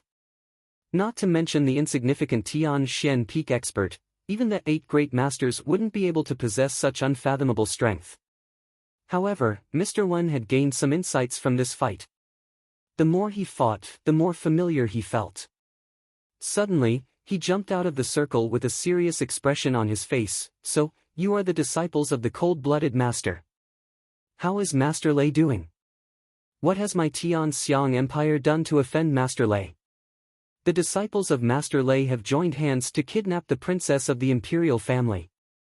Have they done such a despicable thing? Don't tell me that you have forgotten about the Supreme Alliance? What Master Lei and Master Yu? What are you talking about, you old bastard? Go to hell. Lei Jianhong cursed as he flatly denied the accusation. However, his heart was filled with astonishment. Who is this old man? His strength isn't limited to the Tian Shen peak level. He's only using one hand to deal with the enemy. But, he's able to put us in such a difficult situation. His strength isn't inferior to my father's. Moreover, he knows about the Supreme Alliance. So, how did such a guy appear at this critical juncture? It seems that this matter won't end well. However, this old man's Shen cultivation is very high. But, he's the one who has killed my 4 younger brothers. This enmity must be avenged. Old man, leave your name if you have the guts. The blood feud between us must come to an end. Mr. Wen snorted. He knew that he'd become a scapegoat. But, he didn't try to defend himself. After all, he didn't need to explain himself to these juniors given his status. Moreover, would he be able to explain himself even if he tried to? Lei Jianhong's rude words made him angry. His body floated forward like lightning, and he slapped Lei Jianhong's face. Then, he shouted, "A brat like you doesn't deserve to know this old man's name.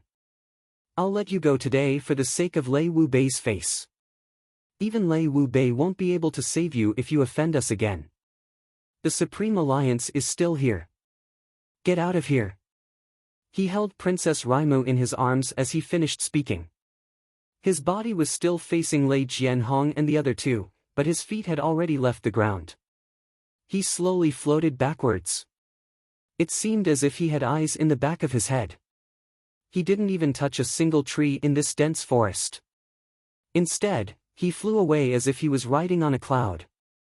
Then, a voice came from afar, "Tell that old man Lei Wu Bei that I, surnamed Wen, will look for him and ask him about today's matter." Lei Jianhong and the others looked at each other. They couldn't help but be overwhelmed with amazement. Zhou Jianming spoke up after a long while, "That old bastard killed 4 of my younger brothers. But, he still dares to boast shamelessly. He has no sense of shame, and wants to settle accounts with us.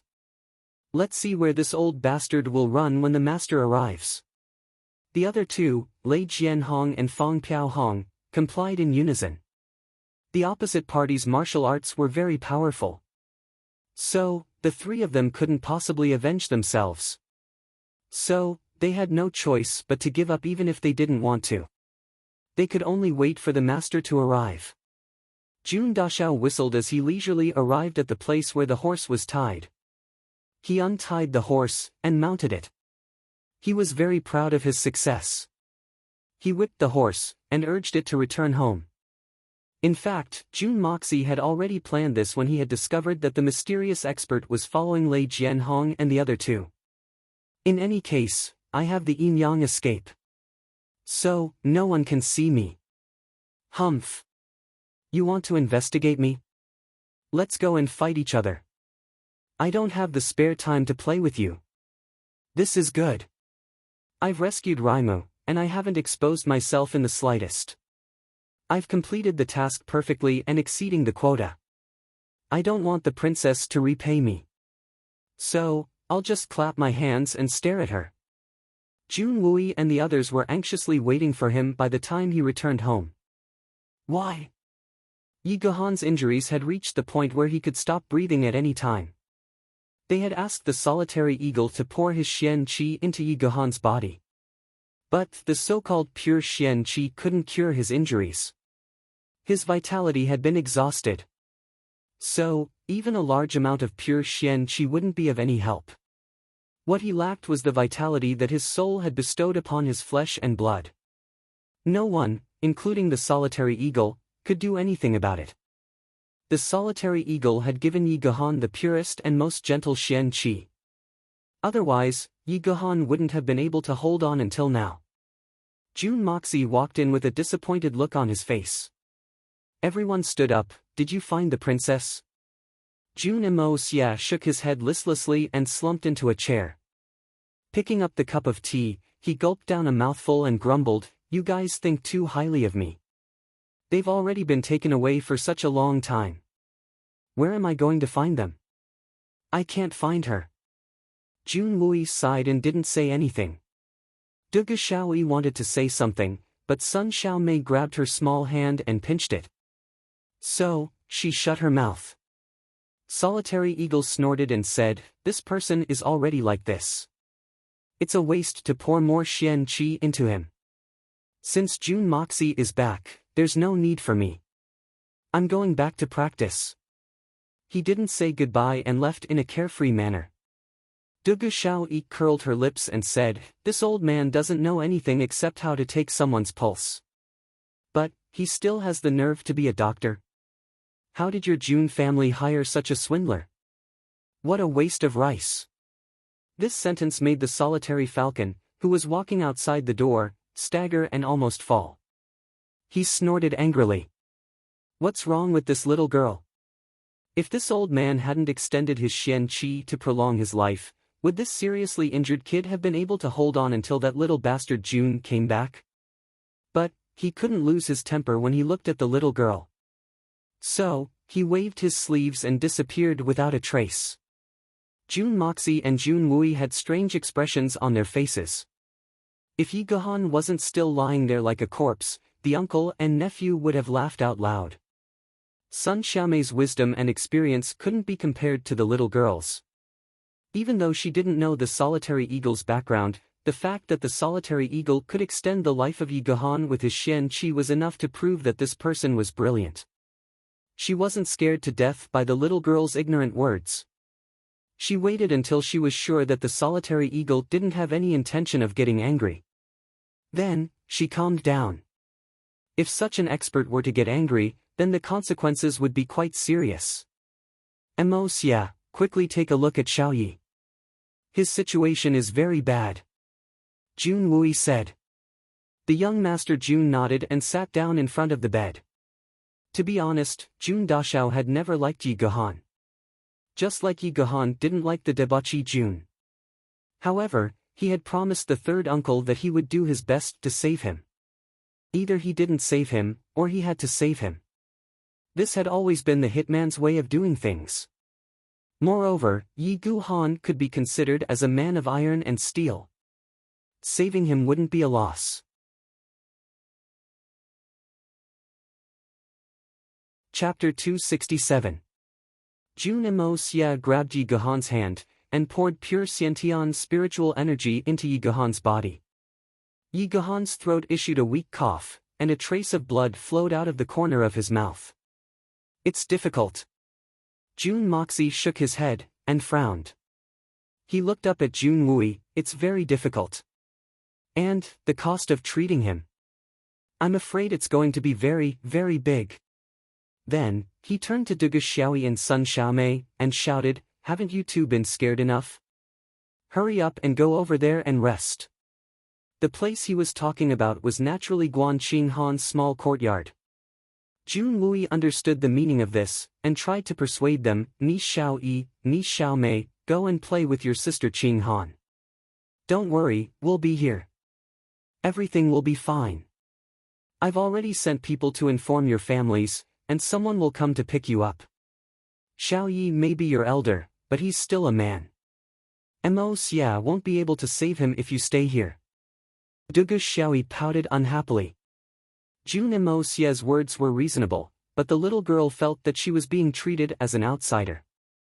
So, she twisted her waist and pouted, and refused to leave. But, Sun Xiaomei persuaded and pulled her away. Sun Xiaomei was very astute. She had already sensed that this uncle and nephew had some secret to talk about, and it wasn't convenient for the two of them to be present. Did you really not find the princess? Jun Wui snorted and smiled. Would you have come back if you hadn't found her? I know you, brat. Either you don't agree, or you do. It's fine as long as you know. Why did you say it out loud? Jun Moxie continued to transfer spiritual energy into Yi Gahan's body and slowly adjusted his bone position. He sighed helplessly, third uncle, although Princess Raimu hates me for what happened today, it's because I was unfilial in the past. No matter what, she can't be blamed. Yi Gahan is cold and aloof, but he can be considered an outstanding person and a good man.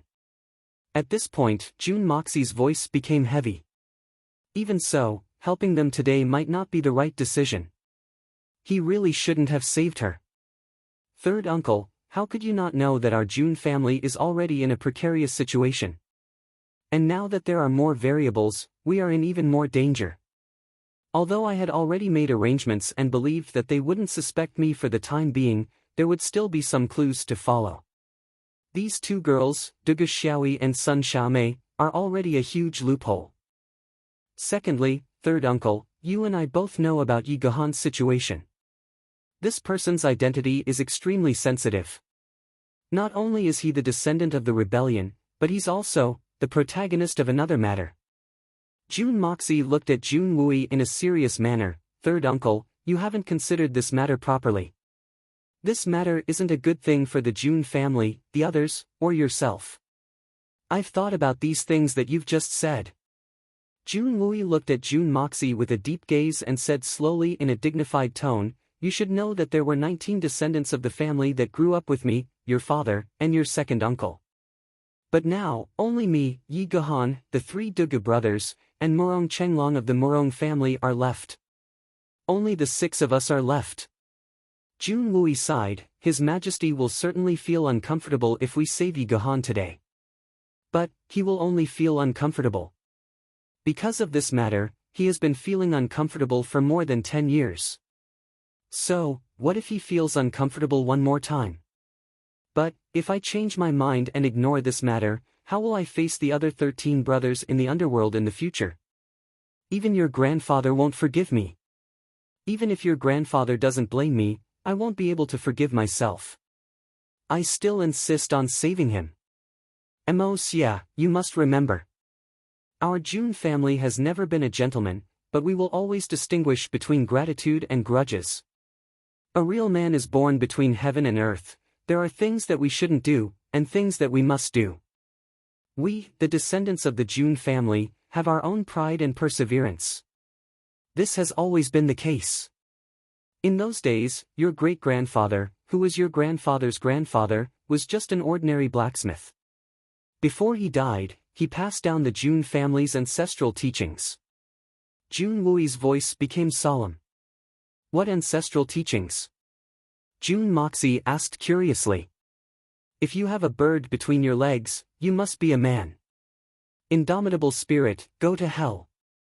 Jun Wui slowly recited these words. It must be said that the Jun family's ancestral teachings were quite crude, they were not polished at all. If you have a bird between your legs, you must be a man. Indomitable spirit, go to hell. Jun Moxie murmured these words twice. At first, he wanted to laugh, but the more he thought about it, the more he felt that these words were to his taste. Good ancestral teachings. Jun Moxie cheered loudly. He was a little emotional and said, "It seems that this ancestor, before he died, was a man." Yes. There are countless people in this world who have a bird between their legs, but there are very few who can be a man. Man? What is a man? Jun Wui looked at Jun Moxie like a hawk. A man is a husband. A real man. A man of iron bones and a loyal heart, a man of indomitable spirit. Jun Moxie laughed and said in a carefree manner. When he said these words, he felt that his heart was broadened. Carefree. Yes. Submissive, overcautious, cowardly, greedy for life, such a person, even if he married 100 wives and gave birth to 800 sons, he still wouldn't be considered a real man. Jun Wui laughed heartily, a man of iron bones, a man of indomitable spirit. Well said. But what I admire the most is the last 4 words of this grandfather's teachings, fuck off. Jun Mo Xia laughed heartily. This sentence is too much to my liking. It's simply a stroke of genius. To use these 4 words as an ancestral teaching, it is worthy of my Jun family's ancestor. Jun Wui smiled and said, "That's right, these words seem vulgar and uncultured, but they contain an open-mindedness, arrogance, and carefreeness that is truly incisive. Do as I please, all the laws of the world, go to hell." Jun Moxie was happy in his heart. This ancestral teaching seemed to be tailor-made for me. You have your eyes on the 4th line, but I have my eyes on the 3rd line. Perhaps, this is the difference between you and I. It has also caused us, uncle and nephew, to conduct ourselves in a completely different way. Jun Wui put away his smile and said slowly, "Indomitable spirit. My understanding of these 4 words is, no matter what, to be worthy of your own conscience, you must first have a clear conscience, then you can be indomitable spirit. Life and death are not to be feared, glory and splendor are not worth mentioning. Wealth must be in the right way, and one must live life with a clear conscience." Jun Wui resolutely said, "There is a sequence to the teachings of our ancestors. First, be a good man. Then, be able to live up to your conscience. Only with these 2 prerequisites can you confidently say, 'Go to hell.'" After that, Jun Wui smiled meaningfully. "Mo Xia, do you understand the so-called ancestral teaching? Now, do you understand my choice?" "Yes, 3rd uncle, I understand." Jun Moxie said solemnly, "First, you must be worthy of yourself, then you can do as you please." "That's right." Jun Wui was gratified. But he didn't realize that Jun Mo Xia's understanding was completely different from his own. In fact, it was a completely different matter. What Jun Mo Xia had said was to be able to face himself. This was completely different from what Jun Wui had said when he said that he would live up to his own conscience. In fact, it could even be said that they were poles apart, and couldn't be linked at all. Jun Moxie's art of unlocking heaven's fortune hadn't stopped supplying pure spiritual energy while the uncle and nephew were talking. So, Yi Gahan's breathing had stabilized under the infusion of spiritual energy. But, he was still unconscious. In fact, Jun Moxie could only do this much at the moment. He could only ensure that Yi Gahan's life wouldn't come to an end for the time being. But, he was temporarily powerless to make a full recovery, or even improve his condition. Someone came to report at this time, General Dugu has arrived with his bodyguards. Minister Sun has also come to visit. Jun Wui hastily arranged for them to enter the room. Dugu Wudi and Minister Sun had barely entered the room when they heard a servant report, "Princess Raimu has arrived." It turned out that Princess Raimu had immediately clamored to see Yi Gahan and her uncle Yi after Mr. Wen had rescued her back to the palace. Her attitude had been unusually fierce. Even the emperor had come to persuade her, but it had been of no use. Moreover, Princess Raima's attitude had become even more resistant after the emperor had arrived. In fact, she had become somewhat cold. She had finally disregarded everything and wanted to leave the palace. The emperor had no choice but to agree. Princess Raimu had immediately inquired about Yi Guhan's whereabouts after leaving the palace. She had found out that Yi Guhan had been rescued by the Jun family's third master, Jun Wui. Princess Raimu had been overjoyed at the unexpected good news. So, she had immediately come to visit. Behind Princess Ling Meng were three old men who were gasping for breath. They were none other than Fang Huisheng and the other two, the three most famous divine doctors of the imperial palace. The guards who had followed behind them were carrying the three men's medicine boxes. They had rushed over in a hurry. Uncle Yi. Princess Raimu had practically forced her way into the Jun family's residence.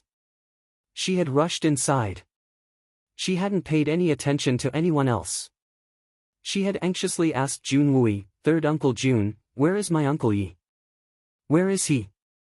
At least she knows how to call someone. That's not too outrageous." Jun Wui smiled bitterly and shook his head. Princess Raimu felt as if she had fallen into an ice cave. Her vision had turned black, and she had almost fallen down. She then said in a trembling voice, "Could it be that Uncle Yi has, Your Royal Highness, please don't make wild guesses. Although Brother Ye's injuries are serious, his life is not in danger. I have already placed him in Imo Xie's courtyard." Sigh. "I do not dare to hide this from you. Although Brother Ye's life is not in danger, his condition is very bad." Jun Wui thought for a moment. He had decided to tell Princess Raimu in advance so that she could be mentally prepared. The reason why Jun Wui was able to speak in such a heartfelt manner was because Princess Ling Meng was the emperor's daughter. She was a dignified princess of a country. However, she was able to reveal her true feelings towards Yi Guhan. In fact, she was so concerned about Yi Guhan. Therefore, Yi Guhan's efforts were not in vain. This girl is also a person who values friendship and righteousness. Jun Wui was used to seeing the three princes fighting against each other. At this moment, when he saw Princess Raimu treating Yi Guhan with such sincerity, Jun Wui felt that this girl was not bad. In front of Yi Guhan's bed, Fang Huisheng and the other two carefully examined Yi Guhan. They stood up helplessly and shook their heads. They stuttered and said, "Your Royal Highness, please restrain your grief." During the battle, Mr. Yi not only suffered many serious injuries, but his external and internal injuries were also fatal. The most difficult thing is that Mr. Yi had lost too much blood. He had lost more than half of his body's blood. Once a person loses 1/3 of their blood, it is extremely difficult to save him. It is not something that can be saved with medicine. The reason why Mr. Yi is able to hold on until now without dying is because of the extremely pure Xian Qi instilled by two experts to prolong his life. However, that Xian Qi is after all an external thing. Being able to prolong his life is already the limit. I believe that there is no more chance for him to turn the situation around. Princess, please restrain your grief. Chapter 268. What? You're saying that Uncle Yi can't be saved? I don't believe it. Dr. Fang, please think of a way. Princess Raima's body swayed as she heard the three miraculous doctors' conclusions. Her pretty face turned snow-white, and she suddenly choked. Blood overflowed from her small mouth, and her eyes became extremely gloomy. But, she didn't give up, and continued to plead with the head of the three miraculous doctors, Fang Huisheng. Princess, Mr. Yi has lost a lot of blood. His internal and external injuries are extremely serious. His ribs are broken, and his internal organs are damaged. Moreover, there are dozens of external injuries. To put it bluntly, Mr. Ye's body doesn't have the slightest bit of vitality. Fang Huisheng's tone was unusually heavy as he explained, with such injuries, even a deity wouldn't have any hope. It's already very rare for him to be able to hold on until now, and let the princess see him for the last time. Princess Raimu couldn't hold on any longer. She swayed a little, and fell to the ground. Fang Huisheng and the other two shook their heads and sighed. They didn't dare to disturb the princess any further. They packed up their medicine boxes, and left. Uncle Yi. Princess Ling Meng muttered absent-mindedly. Her face was so beautiful that it could cause the downfall of a nation. Her complexion was almost the same as Yi Guhan's as he lay on the bed. Dugu Wudi and the others couldn't bear to watch. They shook their heads and sighed. They didn't want to disturb the two of them for the last time. Instead, they left for the Jun family's hall. Only Dugu Xiaoyi and Sun Xiaomei stayed in the courtyard to accompany Princess Raimu. They were afraid that something might happen to her. But, Sun Xiaomei hesitated for a while when she saw Princess Raimu's heartbroken expression. But, she couldn't bear it anymore. So, she whispered in Princess Raimu's ear, "Jun Moxie can save Mr. Yi." Although Sun Xiaomei was not a beauty, she was a talented woman. She was really smart. When it came to wisdom, she was not inferior to Li Yuan. From the conversation between Jun Moxie and Jun Wui, she had already vaguely guessed that Jun Moxie should have the ability to save Yi Guhan. But for some reason, she was unwilling to do anything. Moreover, her identity as a princess was sensitive, which made it all the more. At this moment, seeing that Jun Moxie was not saying anything while Princess Raimu was grief-stricken, his heart softened and he reminded her. Princess Raimu had always believed in Sun Xiaomei's words.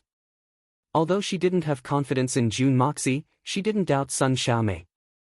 Moreover, for Princess Raimu at this moment, no matter how absurd it was the only life-saving straw. She would definitely grasp it. No matter how small the chance was, she would definitely try it. I must save Uncle Ye's life at all costs. Everyone had left, but Jun Imo Xia didn't go anywhere. This small courtyard was his residence, and Yi Guhan had occupied his bed. So, how could he possibly move to another place to live? That was unreasonable. Jun Dashao crossed his legs, and sat on the only armchair in the room. He closed his eyes, and pondered. He had already promised the third uncle that he would treat Yi Guhan. So, he must treat him. However, this kid's injuries were very difficult to treat. So, how should I treat him? The loss of blood was the most troublesome part for the three great doctors. However, this wasn't a problem for Jun Imo Xia. After all, Jun Imo Xia had the wisdom of 2 lives. So, he could find someone with the right blood type. Then, he could transfuse his blood with the help of Jun Imo Xia's Xiantian aura. So, it wouldn't be a big problem. As for the internal and external injuries, Jun Moxie was confident that he could cure them. He had a lot of precious herbs, and he could nourish Yi Guhan's body. So, his life wouldn't be in danger even if he became a one-armed man. The most troublesome thing was Yi Guhan's ribs. The situation was so serious that it had never been seen or heard of before. He had broken 15 ribs. His chest had caved in. Some of the broken ribs hadn't just broken into 2 sections. Instead, they had broken into 3 or 4 sections. Then, 4 or 5 sections. This was the most difficult problem. And this problem was almost unsolvable. It wouldn't have been a big deal if it were a simple bone injury. It would have healed slowly as long as he could endure some pain. However, the internal and external injuries were being tormented at the moment. So, it was very likely that Yi Guhan's weak qi would have been enough to take his life. Yi Guhan only had a little bit of vitality left in his body. Moreover, it was something external. The great Master Falcon and the young Master Jun had instilled it into his body. So, he was barely able to prolong his life. However, it was impossible for him to sustain any large movements. However, Yi Guhan's bones would be completely deformed if he were to treat his external injuries and recuperate his vitality. Then, he would have enough vitality to bear the burden of the bone setting. Jun Moxie closed his eyes, and frowned. He was thinking hard, but he didn't have the slightest clue. It's a pity that anesthetics don't exist in this world. It wouldn't be too difficult to treat Yi Guhan if anesthetics were available. Wait a minute, anesthetics? Jun Moxie suddenly became excited. He ferociously slapped his thigh. June Moxie opened his eyes wide in surprise. That was because he hadn't slapped his thigh a moment ago. In fact, he hadn't felt anything on his thigh. Where did I slap it? My hand clearly felt something. Moreover, that feeling was when June Moxie opened his eyes, he saw that Princess Ling Meng was covering her face with her hands. Her eyes were filled with tears as she looked at him. On her pretty face, a clear handprint could be seen slowly bulging up. This slap had landed squarely on Princess Raimu's face. It was an incomparably loud slap on her face. Crap! What are you doing? You came over like a ghost. Can't you make some noise? Don't you know that scaring people can scare people to death? June Dashao felt a headache coming on. He had been so focused on thinking about the problem that he hadn't noticed when Princess Raimu had come over. I slapped my thigh, and I actually slapped a beautiful woman's face. Moreover, this beautiful woman is a princess. This luck with women is really incurable. However, contrary to June Moxie's expectations, Princess Ling Meng was clearly in great pain. Her small face was twitching, but she didn't seem angry at all. Instead, she looked at him with pleading eyes. Then, she suddenly opened her mouth and said that, June. Third young master, I beg you, please save my Uncle Yi, can you? June Moxie looked at her in astonishment. Then, he understood what was going on. His heart suddenly became angry. His sharp eyes quickly glanced at Dugu Xiaoyi and Sun Xiaomei. The two women suddenly shivered under his knife-like gaze. Dugu Xiaoyi was more or less fine. But, Sun Xiaomei was the main planner of this incident. Her heart was trembling. She and June Dashao hadn't interacted much. But, she was very clear about the debauchee June's character. He was definitely the kind of person who would hold grudges. So, wouldn't he take revenge on her for today's matter? She hoped that he wouldn't take revenge too ruthlessly since she was Fatty's fiancé. Save him? How can I save him? Even the three great masters couldn't do anything. So, how can a debauchee like me save him? What ability do I have to save him? Your Highness, you're begging the wrong person. Your joke isn't funny. It's not funny at all. June Moxie snorted. His mind had been filled with thoughts of how to save Yi Guhan before this. But now, the thought of giving up had appeared in his mind. I'll save him even if thousands of people try to stop me. I'll save him if I want to. But, Princess Raimu doesn't know about my methods. But, she's begging me. So, it's obvious that Dugu Xiaoyi or Sun Xiaomei told her that I have a method. The little girl shouldn't have leaked it. So, it's very likely that Sun Xiaomei was the one who instructed me to do this. June Moxie couldn't help but feel as if he had been betrayed. This kind of feeling made his good mood, which had already thought through everything, turn bad again in an instant. He was very angry. Betrayal was equivalent to betrayal in June Moxie's eyes. The thing that June Moxie couldn't accept the most in his life was being threatened. What June Moxie hated the most in his life was betrayal. Princess Raimu could hear the indifference in his voice. She couldn't help but feel desperate. She suddenly clenched her teeth. A determined look flashed in her eyes. She slowly stood up and looked at June Dashao. Then, she suddenly knelt down in front of him. She knelt down. I beg you. I beg you. Please save my Uncle Yi. I beg you, I beg you. Princess Ling Meng knelt on the ground. Her face was filled with desperation, but her expression was filled with endless sorrow. It's all because of my willfulness, all because of my ignorance.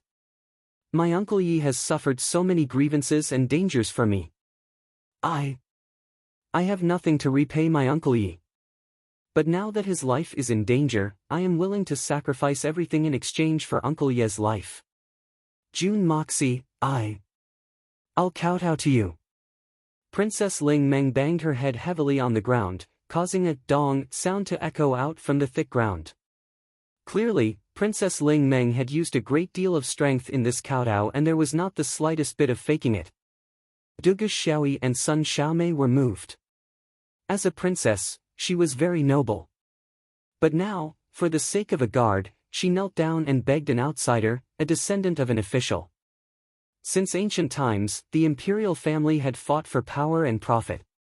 However, there were also many who valued friendship and righteousness. But to be able to do what Princess Ling Meng did, it was truly unique. The royal family had its own dignity. At this moment, Princess Ling Meng did not care about anything else.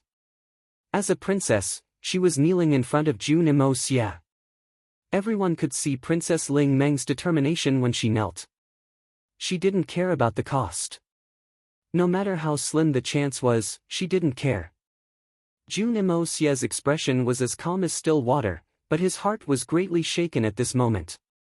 He didn't expect Princess Raimu to do this for Yi Gahan. Dugu Xiaoyi rushed to him. Her eyes were filled with tears. "Jerk, why are you hesitating? The princess knelt down and begged you. What else do you want? If you can help, do it. Don't tell me you want us to kneel down as well." Jun Imo Xia's face was cold as he extended his hand and pushed Dugu Xiaoyi to the side. He then stood up and looked coldly at Princess Ling Meng. Without the slightest trace of emotion, he said, "I'm sorry, I'm really powerless."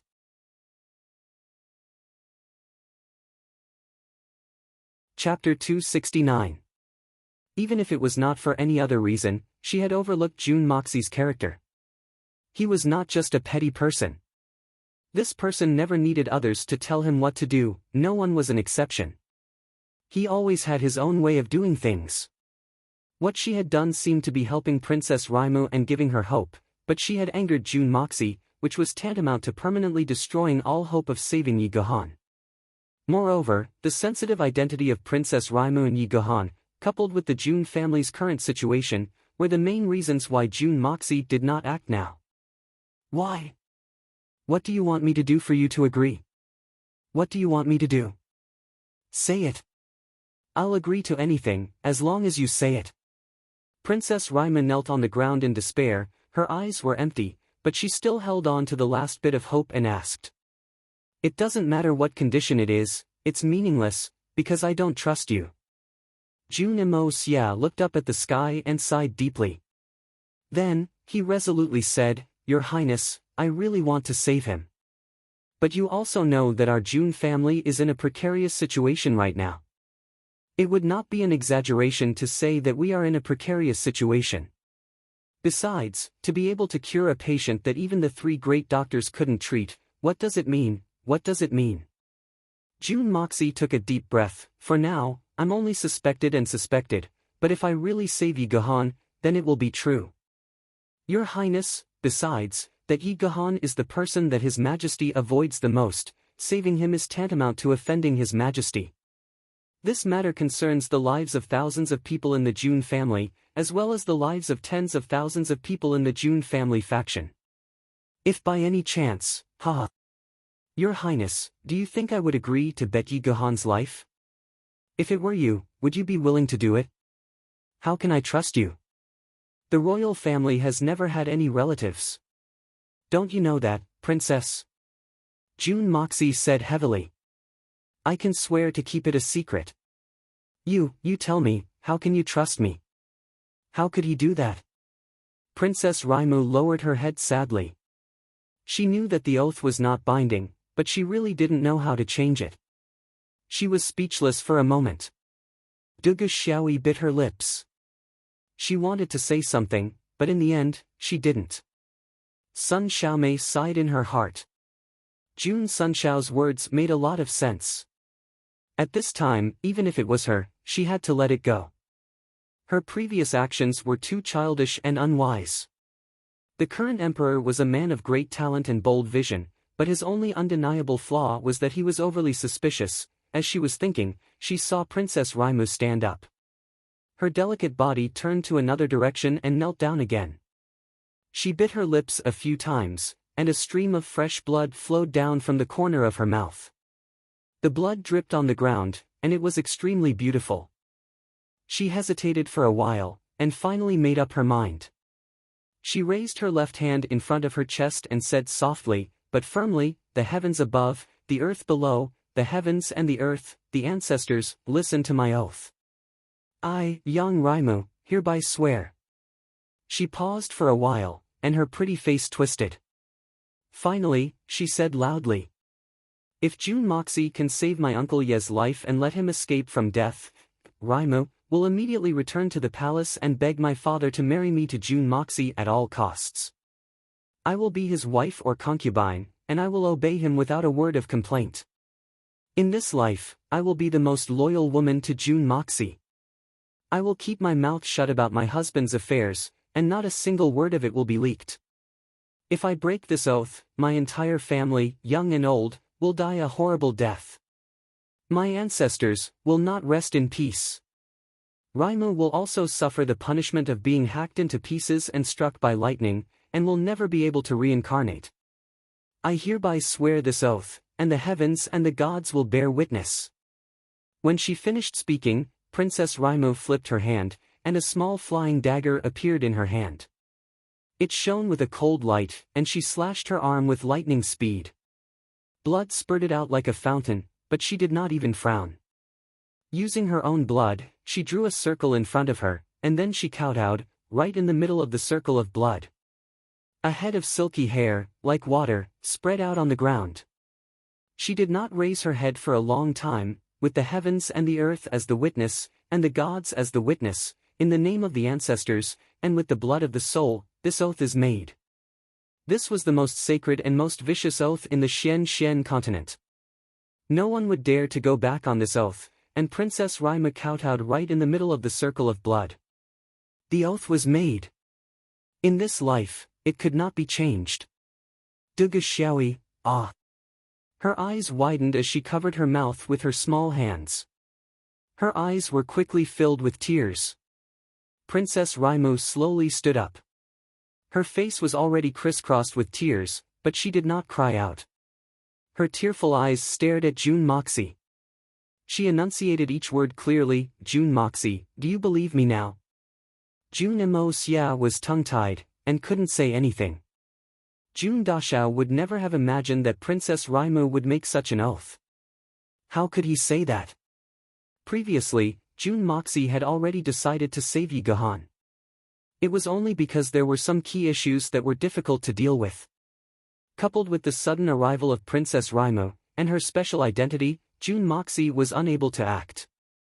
Otherwise, as long as he had secretly saved Yi Gahan, and then casually pushed the blame onto some mysterious person who didn't exist, it wouldn't have been a big hindrance even if some people had suspected it. However, he had never expected that Princess Ling Meng, whom he had rescued with great difficulty, would return so quickly. Moreover, the most damning thing was that 3 imperial physicians had followed her. These 3 divine physicians could represent the highest level of medical expertise in the Tianxiang Empire. With so many eyes, June Xie's original plan was foiled on the spot. Even if he could save him, he could not save him now. Otherwise, if Raimu were to suddenly leak the news to the emperor's ears, and let him know that the June family's 3rd young master had such an ability to bring a dead person back to life, wouldn't that be terrible? First of all, grandfather had been guilty of deceiving the emperor all these years. Then, there was the suspicion of 3rd uncle's injury. Following these clues, the matter of the aristocratic hall was also a logical conclusion. No matter how many heads the June family had, it would not be enough to chop off. Therefore, June Moxie had resolutely refused to treat Yi Gahan. But Princess Raimu had unexpectedly made such an oath in order to gain June Moxie's trust. The moment this oath was made, both she and June Xia were forced to a point where there was no turning back. Princess Raimu's entire body was trembling. Her eyes were fierce as she looked at June Moxie. She knew that June Moxie had been interested in her for several years. He had been pestering her for the past few years. He had even begged June Zhantian to propose marriage to her imperial father. But she had refused. Moreover, her imperial father was no longer optimistic about the June family. So, this matter had eventually fallen through. Princess Raimu's mind was in a daze at this time. So, she hadn't carefully analyzed Jun Dashao's words. She had simply thought that Jun Moxie's words of "I don't believe" were obviously a disguised form of this condition.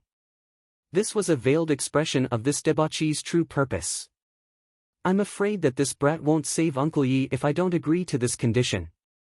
Do I really have to watch Uncle Yi pass away in front of me? Princess Raimu couldn't do it. Therefore, she had hesitated for a long time. But, she had finally decided to agree. So, what if I sacrifice the rest of my life's happiness as long as Uncle Yi survives? Moreover, my future marriage will only be a means for my imperial father to draw the ministers to his side. Who knows what my future husband will be like? He may not be better than Jun Moxie. Uncle Yi can disregard his life and death for me. So, can't I do something for him? Therefore, Princess Raimu had made such a resolute decision. The flying knife was still in her hand. Her blood was still on it. But, Princess Raimu's heart was already ice cold. What hope is there in this situation? What longing is there? It's just a dream. Princess Raimu stared at Jun Moxie. Jun Moxie also stared at her. His heart was also in a mess. Sun Xiaomei had seen through their minds. She was so shocked that she couldn't say a word. Suddenly, Dugu Xiaoyi burst into tears in the silence. She cried so sadly, "Boo-hoo! Brother Imo Xia, that's mine. I saw him first. Boo-hoo, you want to take him away with a vow?" "No. Absolutely not. We didn't discuss this with each other. You are a princess, so what?" The more Dugu Xiaoyi thought about it, the more wronged she felt. The more she thought about it, the sadder and sadder she felt. The two people didn't talk anymore. They were looking at each other lovingly. She couldn't help crying. Actually, Dugu Xiaoyi was dazzled. Like Princess Raimu, she was just imagining it. Jun Imo Xia was startled, but he also cut a sorry figure. He was angry that he had been forced onto the stage. Princess Ling Meng, on the other hand, had a solemn and stirring expression of sacrifice and dedication. This and being affectionate were two completely different things. "Okay. I promise you. I'll save him." Jun Moxie took a deep breath. "But, I won't accept your vow. You and I are not a good match. Besides, it's ridiculous to talk about marriage like this. Yi Guhan can only recover slowly in my place for a long time. I can't guarantee to what extent he can recover. Do you understand what I mean?" Jun Moxie gave her a warning look. "If I can save him, I can kill him. Besides, what kind of stupid oath did you make? Even if you want to make an oath, you only need to make a blood oath that you will never reveal it. My original intention was just to use your mouth to fabricate a peerless expert who descended from the sky and saved your guardian Yi. As long as this matter can be smoothed over, there is no need for any *T oath of, no matter if I am a wife or a concubine, I will obey. Damn, even if you really want to marry me, I don't want to marry you. I'm not mentally prepared. Don't be fooled by your beauty. Can you be stronger than a little girl? Can you be stronger than that little girl in Silver City? Besides, no matter what kind of woman she is, I can order her around even if I cover her head. What's the use of being beautiful?" However, the fact that Princess Raimu was willing to make such a big sacrifice for Yi Guhan had deeply shocked Jun Moxie. If he was in Princess Raimu's shoes, Jun Moxie could say with certainty that he would never be able to do it. The blood vow has been made. Even if you don't accept it, you can't change it. This is a fact. Princess Raimu was delighted when she heard that he was willing to save Yi Guhan. Then she said, "Leng, I only hope that Uncle Yi will never know the truth of this matter."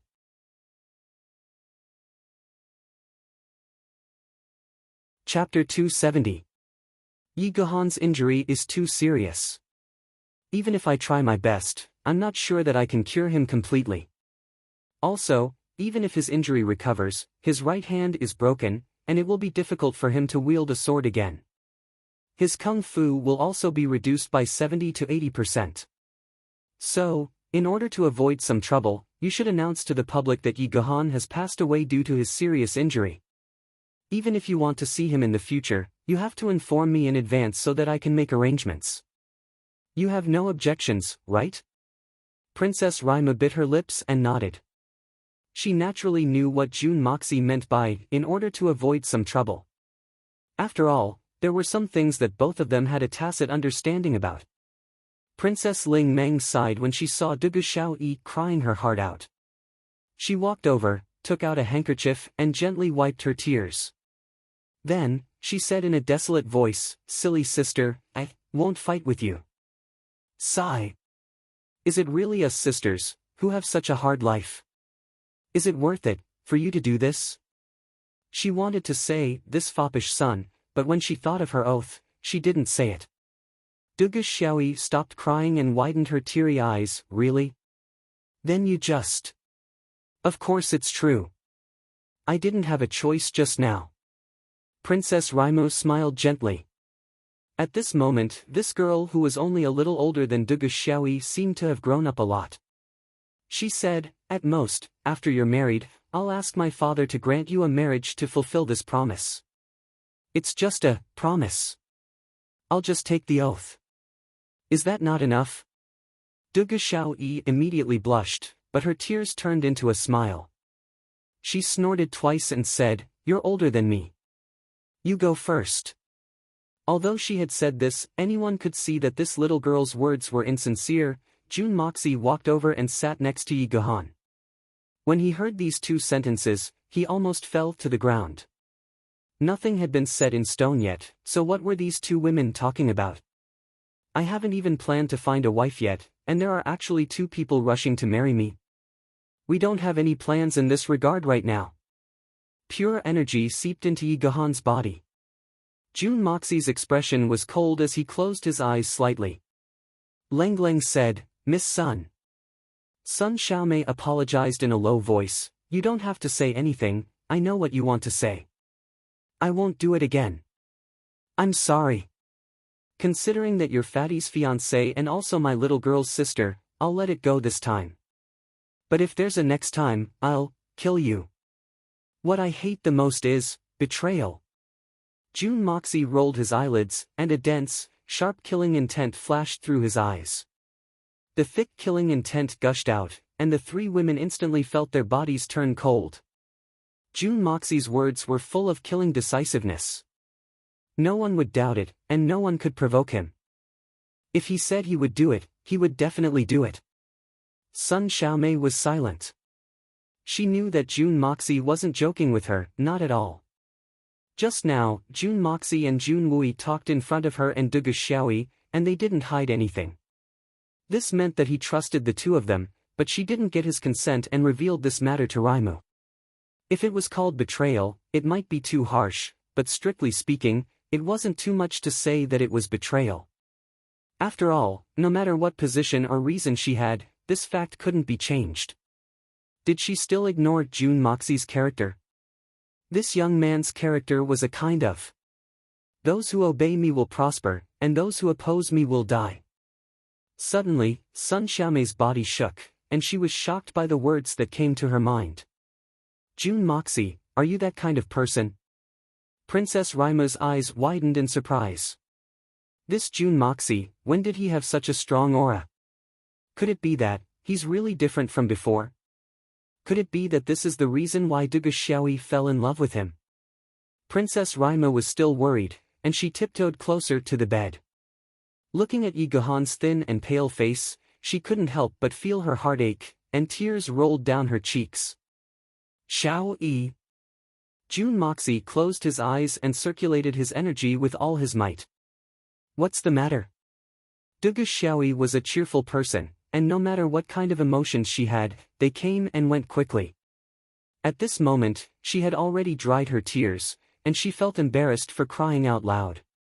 She jumped up as soon as she heard Jun Moxie's call. "Tell the third uncle to send someone to the aristocratic hall, and bring back some herbs." Jun Moxie casually named a few herbs, and said, "The sooner the better, I have a great use for them." Dugu Xiaoyi nodded, and disappeared like a wisp of smoke. Princess Raimo moved very close to June Moxie. This was the first time in her life that she had been so close to June Dashao.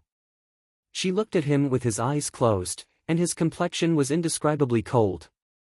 It seemed as if he was completely focused, and looked down on all living beings in the world. She couldn't help but feel moved in her heart. At this moment, Princess Raimo suddenly felt a faint sense of familiarity in her heart. Yes, it was a very familiar feeling. Moreover, it was intimate and safe. This feeling was incomparably warm and comfortable. Where had I felt this before? Why did I feel this warm feeling? Princess Raima frowned, and pondered hard. Suddenly, a light flashed in her mind. This aura, why is it so familiar? Princess Raimo couldn't help but move closer to June Xia. The closer she got, the clearer that feeling became in her heart.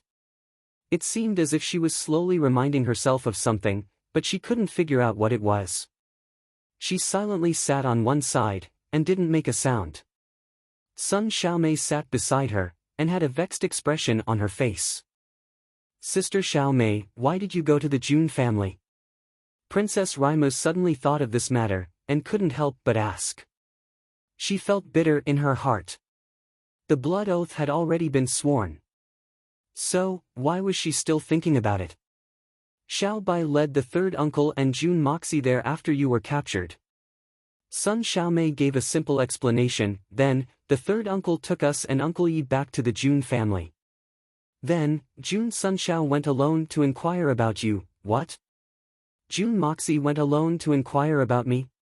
Princess Raimo suddenly lost her self-control, and asked loudly. She stood up with a look of shock on her face. She had been thinking about this matter for a long time, but it seemed as if the sun had suddenly cracked open the dark clouds in the sky. And, her mind had suddenly become clear. A mysterious expert had rushed out of the cave with her in his arms.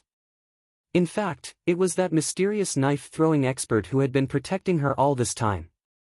And, what she had felt in that man's arms, was very similar to what she had felt when she was next to June Moxie. Could it be? But, how is this possible? Princess Raimo shook her head fiercely. It seemed as if she wanted to get rid of this ridiculous thought. But, her heart became more and more certain. And, the two figures gradually began to overlap in her mind. She recalled that June Moxie had also been present when she had been assassinated. And, he had suddenly disappeared. Is it really him? Princess Raimo's heart thumped wildly. She looked at June Moxie in amazement. Suddenly, a feeling emerged in her heart for the first time. He is actually very handsome. She suddenly blushed. Right at this moment, Dugu Xiaoyi came bouncing in after completing her task. The little girl finally came back to her senses. She was extremely happy. He called my name, Xiao Yi, just now. It sounds so nice. I'll let him call me that a few more times in the future. Yi, little sister Xiao Yi. Princess Raimo tried her best to restrain the excitement in her heart. She pretended to be calm and said, I heard that June Sunshao had forged a treasured saber for you. It's the one that you showed off the last time. It said that it has a nice name. It's called the best saber of red sleeves. Can I have a look at it? The last time I said that I wanted to show it to you, you were so dismissive. But, this time, you want to show it to me. Alright, I'll show it to you. Dugu Xiaoyi mumbled.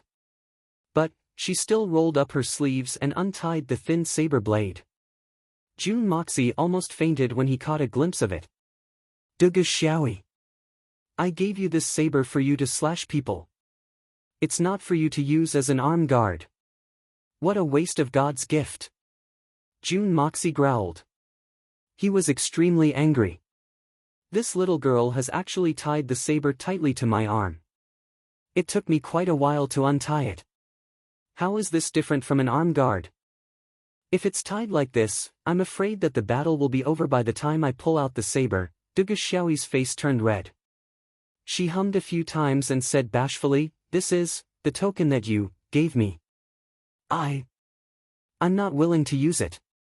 Why are you still blaming me? As she spoke, she lowered her head as if her face was on fire. She pinched the corner of her clothes and asked shyly, Jade pendant, you're still wearing it, aren't you? Princess Ling Meng had made a blood oath. Admittedly, it was not from her own heart. But the little girl had already felt a great threat from Princess Ling Meng. She felt that her position was in a precarious position. So, when Jun Mo Xia asked her about it, she decided to ignore her shyness and use the words keepsake. She meant to tell Princess Raimu, whether you're willing or not, I'm still ahead of you. Look! We even have a token of love. When it comes to this, even if we're good sisters, I can't back down. Duga Xiaoyi, will fight for my love till the end. If you piss me off, I'll also make a blood oath. You didn't do it willingly, but I did. Who's afraid of who? Jade pendant? Token? Jun Moxie was stunned. Where did this come from? That jade pendant. I seem to have put it aside after I accepted it. I can't remember where I put it now.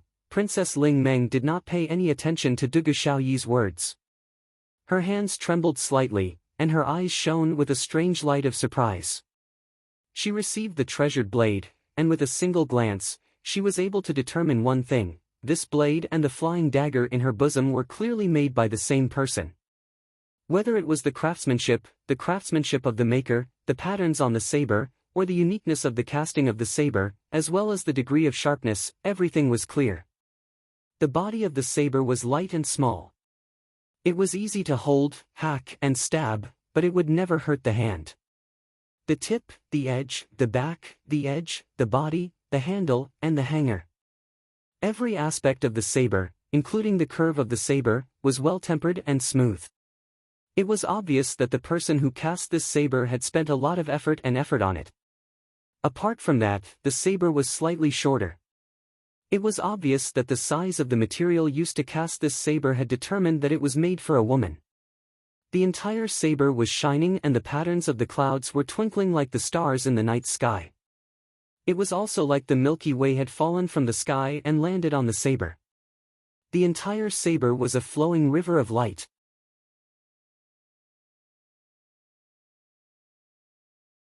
Chapter 271. Nice saber. Princess Raimu looked at it enviously, unable to put it down. Now, in her heart, she had basically decided on one thing. However, she was not ready to reveal this matter. Because now, she felt that Jun Moxie's previous pestering, acting like a spoiled brat, and showing off his hooligan methods, was probably just a cover-up.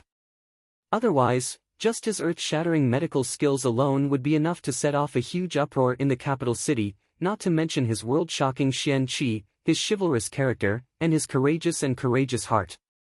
However, because of his family's reasons, this young man, who should have stood at the peak and enjoyed the worship and respect of the public, would rather sully himself. Then, what he said before was all true. He really did not have any intention of coveting me. Perhaps we are really not compatible, but it's not that he is not worthy of me, it's that I am not worthy of him. These years, it has been really hard on him. A peerless youth who possessed such a peerless skill, who was proud and arrogant, had no choice but to live under the scorn of the crowd. He even had to put on an extremely vile performance, as if he couldn't be trained. What a great torture this was. How broad-minded and open-minded one must be to be able to face all of this calmly. Who doesn't want to be admired by the public? Who doesn't want to be worshipped by the public? Who doesn't want to step on the peak? But, Jun Moxie, who had all these conditions, had to swallow the humiliation. Princess Raimu suddenly felt a sour feeling in her heart. He's only about the same age as me, but the things he's experienced are several times, or even dozens of times more than me. Moreover, he's done a good deed without leaving his name, and he doesn't ask for anything in return. He'd rather endure the scornful looks of the people he saved. This kind of breadth of mind, how could a mere person like Li Yuan compare? In an instant, the image of Jun Moxie in Princess Raimu's heart suddenly changed from a bastard who did all kinds of evil, to a lofty and glorious image. It was as if she had suddenly risen from the 18th level of hell to above the 33rd level. Moreover, it happened in the blink of an eye. Princess Raimo suddenly felt that the blood oath she made just now wasn't that unacceptable. Moreover, she felt a little delighted. Unfortunately, Jun Imo Xia didn't know about these things. Otherwise, he would have burst into tears, and would have laughed 3 times. Then, he would have lamented like a psychopath. Heaven! Earth! What kind of princess is this? How can her imagination be so rich? Even I don't dare to dream like this. The former Imo Xia and this young master's scoundrel didn't disguise themselves at all. The former Imo Xia was indeed a typical prodigal and had absolutely no image to speak of. As for this young master, he did as he pleased and did not care about what others thought of him. In summary, Princess Ling Meng's wishful thinking was the result of Jun Imo Xia's wishful thinking. Jun Imo Xia's image as a debauchee had been infinitely magnified. In fact, it had been perfected to the extreme. Dugu Xiaoyi saw that Princess Raimo was holding her passion knife in a daze. She looked as if she couldn't bear to part with it. Dugu Xiaoyi's heart suddenly tightened. Humph! I won't give this knife to you no matter what. Sisters don't have feelings for each other. She pouted and walked over. Sister Meng, have you seen enough? It's just a knife, that's all. What's so special about it? Then, he stretched out his hand and grabbed the saber. Then, he narrowed his eyes and smiled proudly. This saber isn't very strange. But, I've heard my brother Imo Xia say that it's unique in terms of material and style. Unique? I don't think so, right? Princess Raima didn't know why, but she suddenly felt very uncomfortable as she looked at Dugu Xiaoyi's proud expression. She couldn't help but retort sarcastically, I have several knives like this one. It's just that the style is a little small. You have several? I don't believe it. The big bad guy said that I'm the only one he's made for. Dugu Xiaoyi exclaimed. Her pretty big eyes opened wide. How is that possible? Why is it impossible? Isn't it just a few knives? Princess Raimo smiled mysteriously. Won't you know when you have time to take a look? Princess Raimo could only talk about it. She didn't know that although she had a few knives made by Jun Dashao, they were all obtained by coincidence. That one was not a gift from Jun Dashao, let alone a specially made one. Now, she didn't dare to take out the knife. Jun Moxie was still present at the moment. It seemed that he didn't care much about her. If she flaunted it, it would definitely make him unhappy. This was secondary. If he exposed her on the spot, wouldn't she lose face in front of her 2 sisters? I must see Sister Raima's treasure when I have time. Dugu Xiaoyi pouted and her eyes flashed with a sharp light. Princess Raimo looked at each other with a smile. Both of them were smiling like flowers. However, when their eyes met, they suddenly felt a strong hostility. This kind of willpower had obviously surpassed the category of a young girl. It had already risen to the level of a woman. A woman would definitely do anything to protect her love and status. Compared to this, sisterly love seemed to be nothing. This kind of strong hostility and jealousy between women could even be felt by Sun Xiaomei at the side. At this moment, even though Sun Xiaomei was extremely intelligent, she couldn't help but open her mouth in surprise. It was not surprising that Dugu Xiaoyi was infatuated with Master Jun Sunshao. However, this girl Raima's change in attitude was too huge. This couldn't be explained no matter what. Although Princess Raima made a blood oath that she wouldn't marry anyone except Jun Moxie, it was absolutely because she was forced by the situation. She didn't want to do it at all. According to her understanding of her, Princess Raimo had never liked Jun Moxie.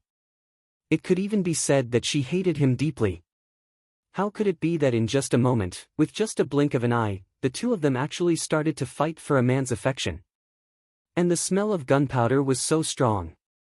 They completely disregarded the deep sisterly love. What was going on?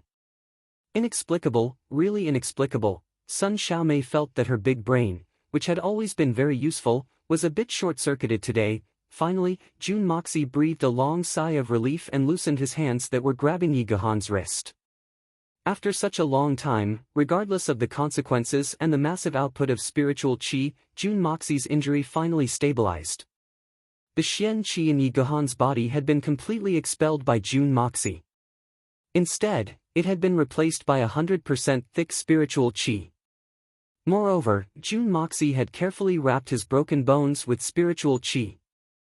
As long as he didn't deliberately move his body or move his broken bones, there wouldn't be any problems in the short term.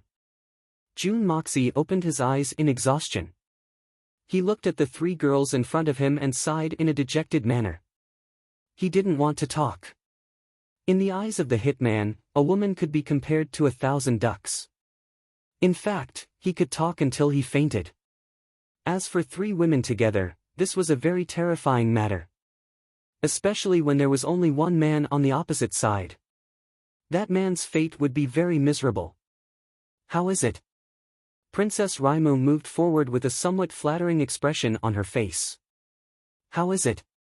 Dugu Xiaoyi's small head drilled into the front of Jun Moxie's nose. Her thin eyebrows were constantly twitching.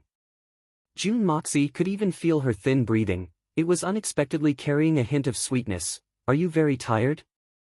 Miss Sun didn't dare to join in the fun. Instead, she sat on the side and interjected a few words. The three women asked questions at the same time. Jun Dashao was so tired that he didn't even want to speak.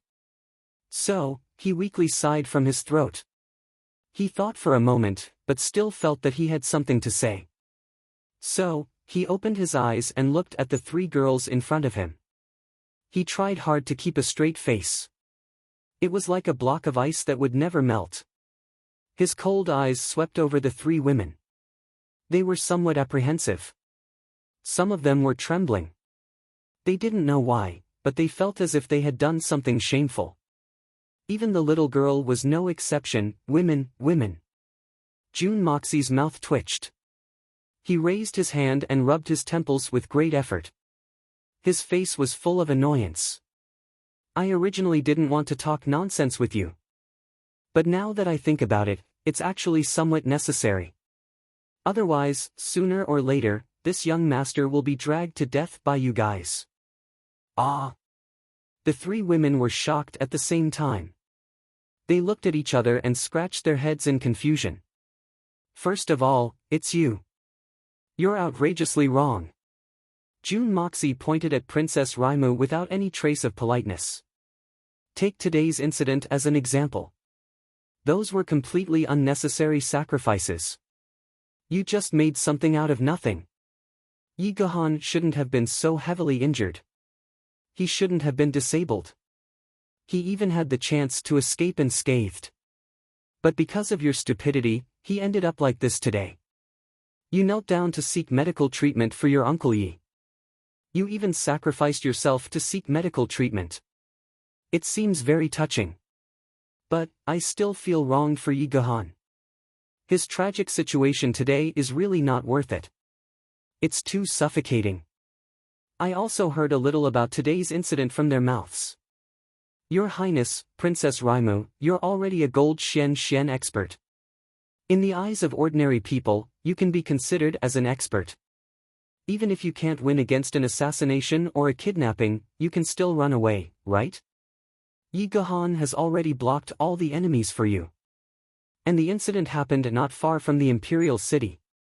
Why didn't you run away? Why did you have to show that you care about him? Why did you cry? It's those unrealistic things that caused Yi Gehan to end up like this. At the moment when the incident happened, the only thing you should have done was to seize the time to run away. Quickly run away. The faster you run, the further you run. Then, Yi Gehan will be more at ease. You shouldn't have been thinking about Yi Gehan's safety at that time. Or, you shouldn't have left Uncle Yi behind and run away by yourself. You should have been thinking about your own safety. Because Yi Gehan did it for you. As long as you were safe, it wouldn't have been difficult for Yi Gehan to escape. Even if he couldn't escape unscathed, he wouldn't have been injured to this extent. But, did you do that? You didn't. You only knew how to turn back. Yi Gehan was seriously injured and on the verge of death. But, you didn't manage to run more than 300 feet. Xiao Yi and Miss Sun weren't pulling you. Otherwise, you wouldn't have been able to run that far. Is your brain filled with bean curd? What are you thinking? June Moxie scolded her without holding back. He reprimanded her mercilessly. Princess Rima's eyes reddened. She was about to cry.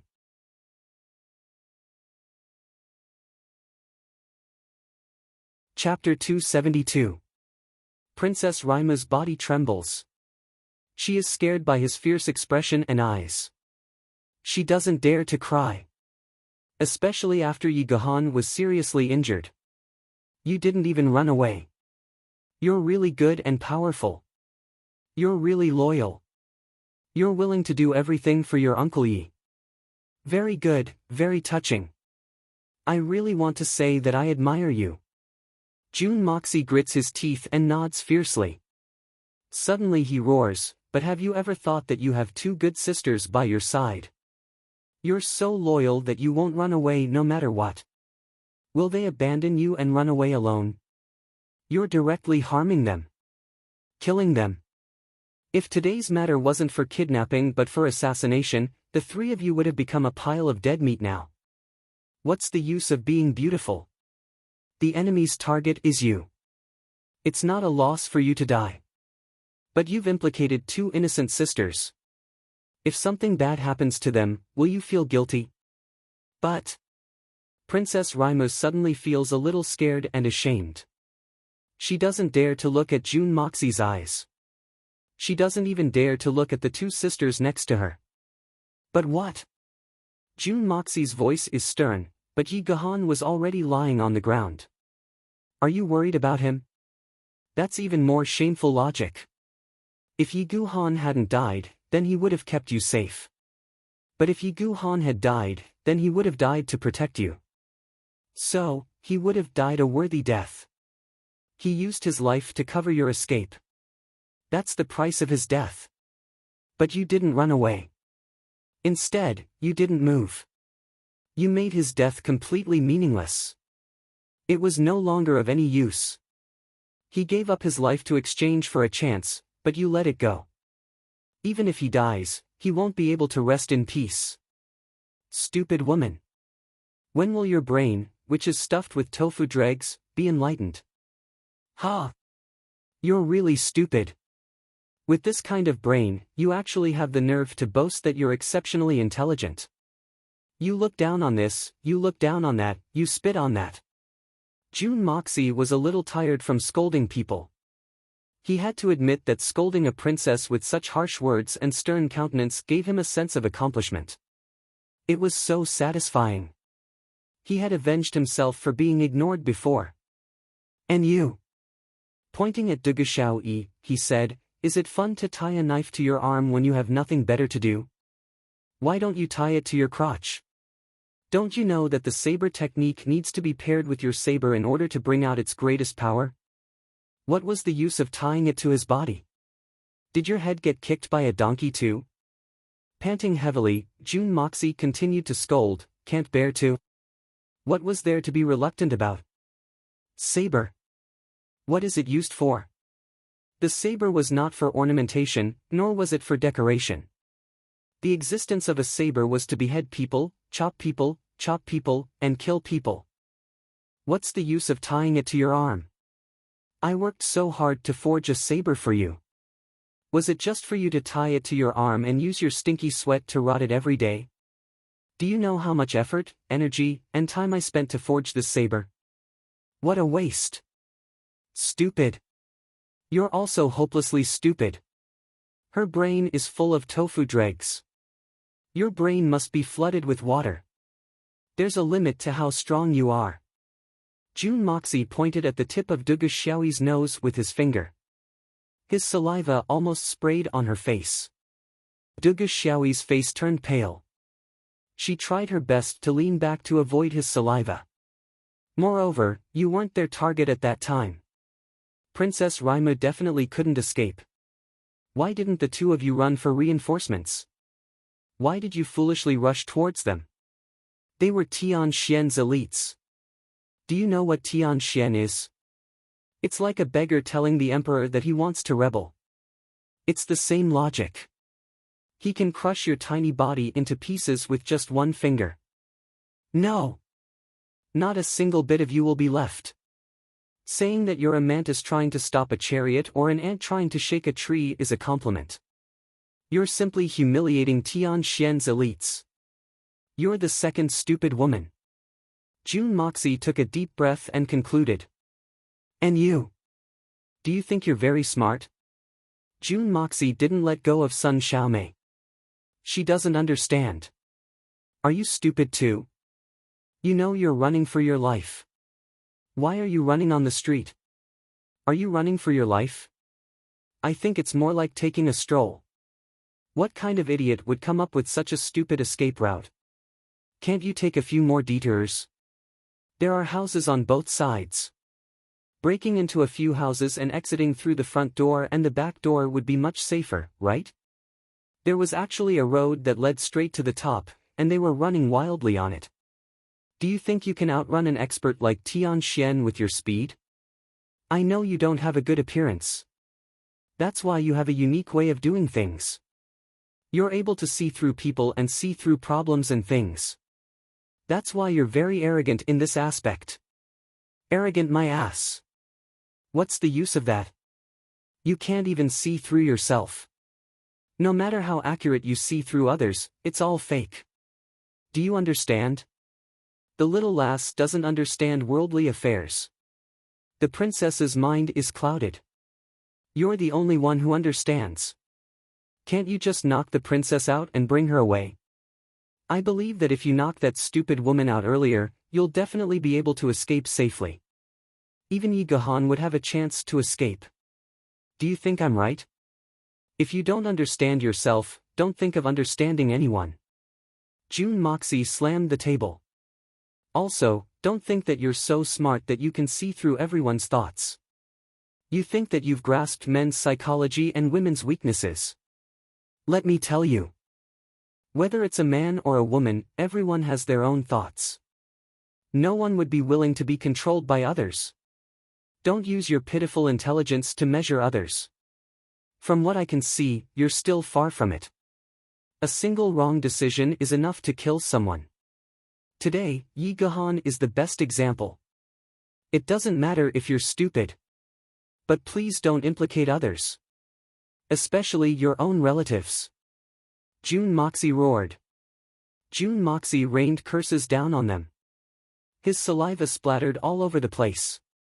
He scolded the princess and the two ladies until they couldn't raise their heads. It was as if he was scolding his grandchildren. But, you've said it yourself. We're only gold Xian experts. There's still an unreachable distance between us and Tian Xian. Strength is the most important factor in everything. What can we do? Sun Xiaomei snorted. She was a little dissatisfied that he was pointing at her nose and scolding her. So, she straightened her neck and retorted. This girl is different from the princess and the little girl. She's also an extremely arrogant character. Does strength fall from the sky? June Moxie snorted. Dressing up every day can cultivate tyrannical strength? Treating yourself as a flower vase every day? Treating yourself as an object of protection? How can you cultivate peerless martial arts? If you want to become a true master, a true powerhouse, do you know how much you have to pay? That's something that you ladies can't even imagine. Even the ordinary comprehension of martial arts requires you to use your own life and soul to fight for it. June Moxie laughed. You're so young, but you've already reached the gold Xian realm. It can be said that you're the geniuses of the younger generation. Many people have said that reaching the gold Xian realm at such a young age is very rare and precious. Even I have to admit this. But, practicing Xian cultivation is something that goes against the heavens.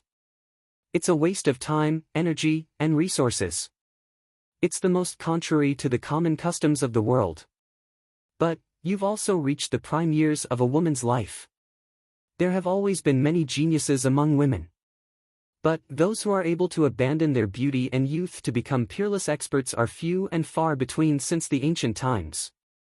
The reason why I'm telling you all this is because I hope that you won't be as stupid as you were today. Because your strength is too low, I believe that something like today's will happen again in the future. And, I also believe that no one is willing to become the second Yi Gohan. Your sacrifice is worthless. Do you understand? Jun Moxie snorted twice. He was done venting his anger. His interest waned. He leaned back on the chair and closed his eyes. Then, he impatiently said, "Don't argue with me about the big principles. It's useless. If you're confident that you can convince your enemies with some bullshit reasoning, then there's no harm in doing so. If not, then shut your mouths as soon as possible. This young master has been busy for a long time. He needs to rest." The three women's faces turned red at first.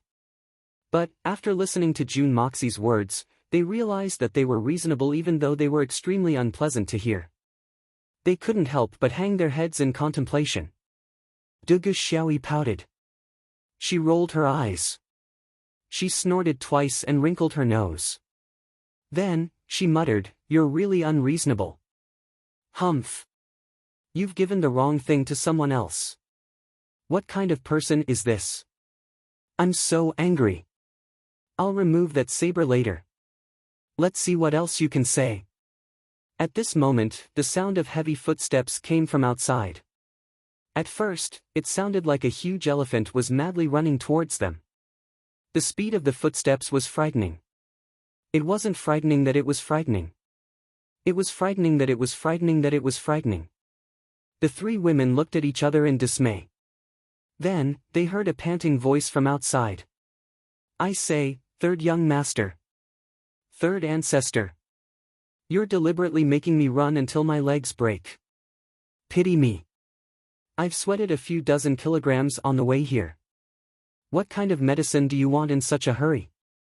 You even asked me to personally deliver it. Damn it. That's all. Let's go to the Spirit Fog Lake in the afternoon and have some fun. TSK, every time I think of the girls there, each and every one of them is pink and tender. Big Brother's mouth is continuously drooling.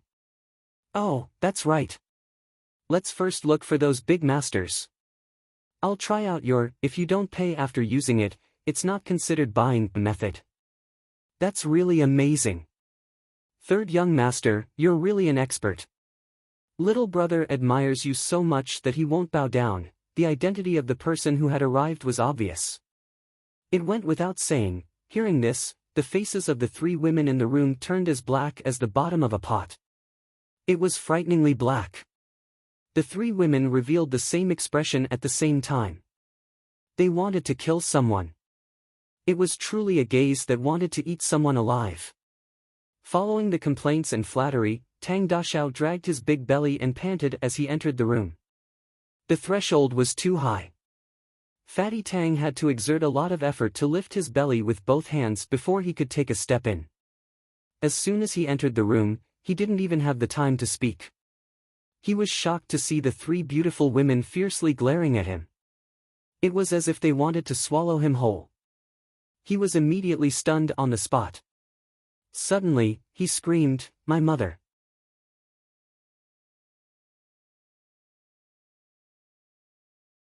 Chapter 273. The three women were not willing to let him go. They pounced on him at the same time. How could Fatty Tang's speed compare to the three agile ladies? Sun Xiaomei grabbed his ear and dragged him back. Fatty Tang could not help but wail and beg, but in the blink of an eye, he was abused. "You Fatty Tang. How dare you seduce Jun Sunshao to go to those ridiculous places?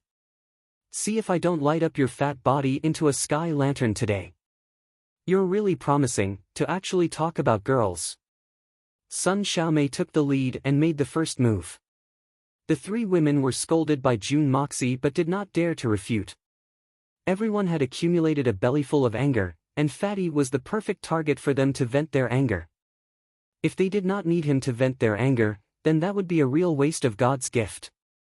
Moreover, there was a reason for it, and it was a fair and reasonable use. Tang Yuan's snot and tears flowed together. His fat face and body were the same color. In an instant, his chubby face and round body suffered countless punches and kicks. For a moment, white, green, purple, black, everything was there. His screams shook the heavens and the earth. He begged Jun Sunshao to be merciful and save his brother from the fire and water, but there was no reply. It seemed that dealing with Fatty was also a strenuous job. The three women were so tired that they finally stopped. Only then did they remember that there was still the real culprit next to them. Now that they had something on him, they could finally vent their anger.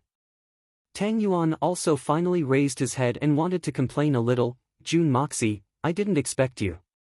Suddenly, the three women stopped talking at the same time. The room was silent. Looking at the place where Jun Moxie was originally sitting, the four of them were dumbfounded at the same time. Jun Dashao had disappeared without them knowing, even the herbs on the ground were gone. This action was extremely fast. News came from the palace that old Master Tang was ordered to bring his eldest grandson, Tang Yuan, to the palace for an audience the next morning. Old Master Tang Wanli did not know the reason, but he could not disobey the emperor's orders. He could only send someone to the Jun family to bring back the eldest grandson that he had expelled from the family. The ashen-faced Tang Dashao repeatedly kowtowed to all the gods and Buddhas and finally escaped from the sea of suffering. He didn't even have time to change his clothes and fled in a sorry state. For the first time, he felt that his grandfather was really cute. He was like a deity who came to save the world. As time passed, the sky gradually darkened. The Jun family's courtyard was abruptly lit. A banquet had been arranged in the front hall for the two honored guests, General Dugu and Minister Sunday. The standard of this banquet was quite high. Grandpa Jun and Jun Wui were personally attending, but Jun Moxie seemed to have evaporated without a trace. This made the three female soldiers who were gnashing their teeth and wanting to settle the score with him even angrier. It was not until late at night when everyone was asleep that Jun Moxie sneakily appeared from the Hongjun Pagoda. He glanced left and right before entering his bedroom. What a joke! I, Jun Dashao, am not hiding from those three silly girls. They are just three little girls, what am I afraid of? I am hiding, just to prepare the medicine for Yi Gahan. As the saying goes, saving a person is like putting out a fire. How can it be delayed?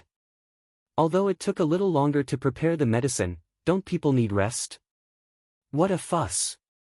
Jun Dashao comforted himself for a while. He had only spent half an hour to prepare the anesthetic. He took one for oral administration, and the other for external application. He walked over to the bed, and began to treat Yi Gahan's bone injuries. It took a lot of effort this time to finally connect the broken ribs in Yi Gahan's chest like a piece of embroidery. Jun Mo Xie's clothes were drenched in sweat. He was exhausted. He sat down without the slightest bit of bearing. He shook his head and muttered to himself, "My God, this is really not a job for a human to do. I won't do such a strenuous and unrewarding thing again, even if you beat me to death, I won't do it again. Damn it, I almost lost half my life." At this moment, Jun Moxie suddenly felt an inexplicable chill throughout his body. He felt the hair on his body stand up. The atmosphere in the air had suddenly become extremely vicious.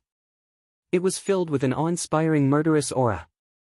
Jun Moxie suddenly raised his head and looked outside. He had already released his amazing spirit sense. Suddenly, an earth-shattering and violent aura erupted somewhere in the Tianxiang city. It spread for dozens of miles. This aura was filled with endless rage and heartache. Yes, it was pain. It was just a faintly discernible aura, but it made people feel the grief of the person who had emitted this aura. This was a very real feeling. Jun Mo Xie was certain that the owner of this aura belonged to a top-notch expert.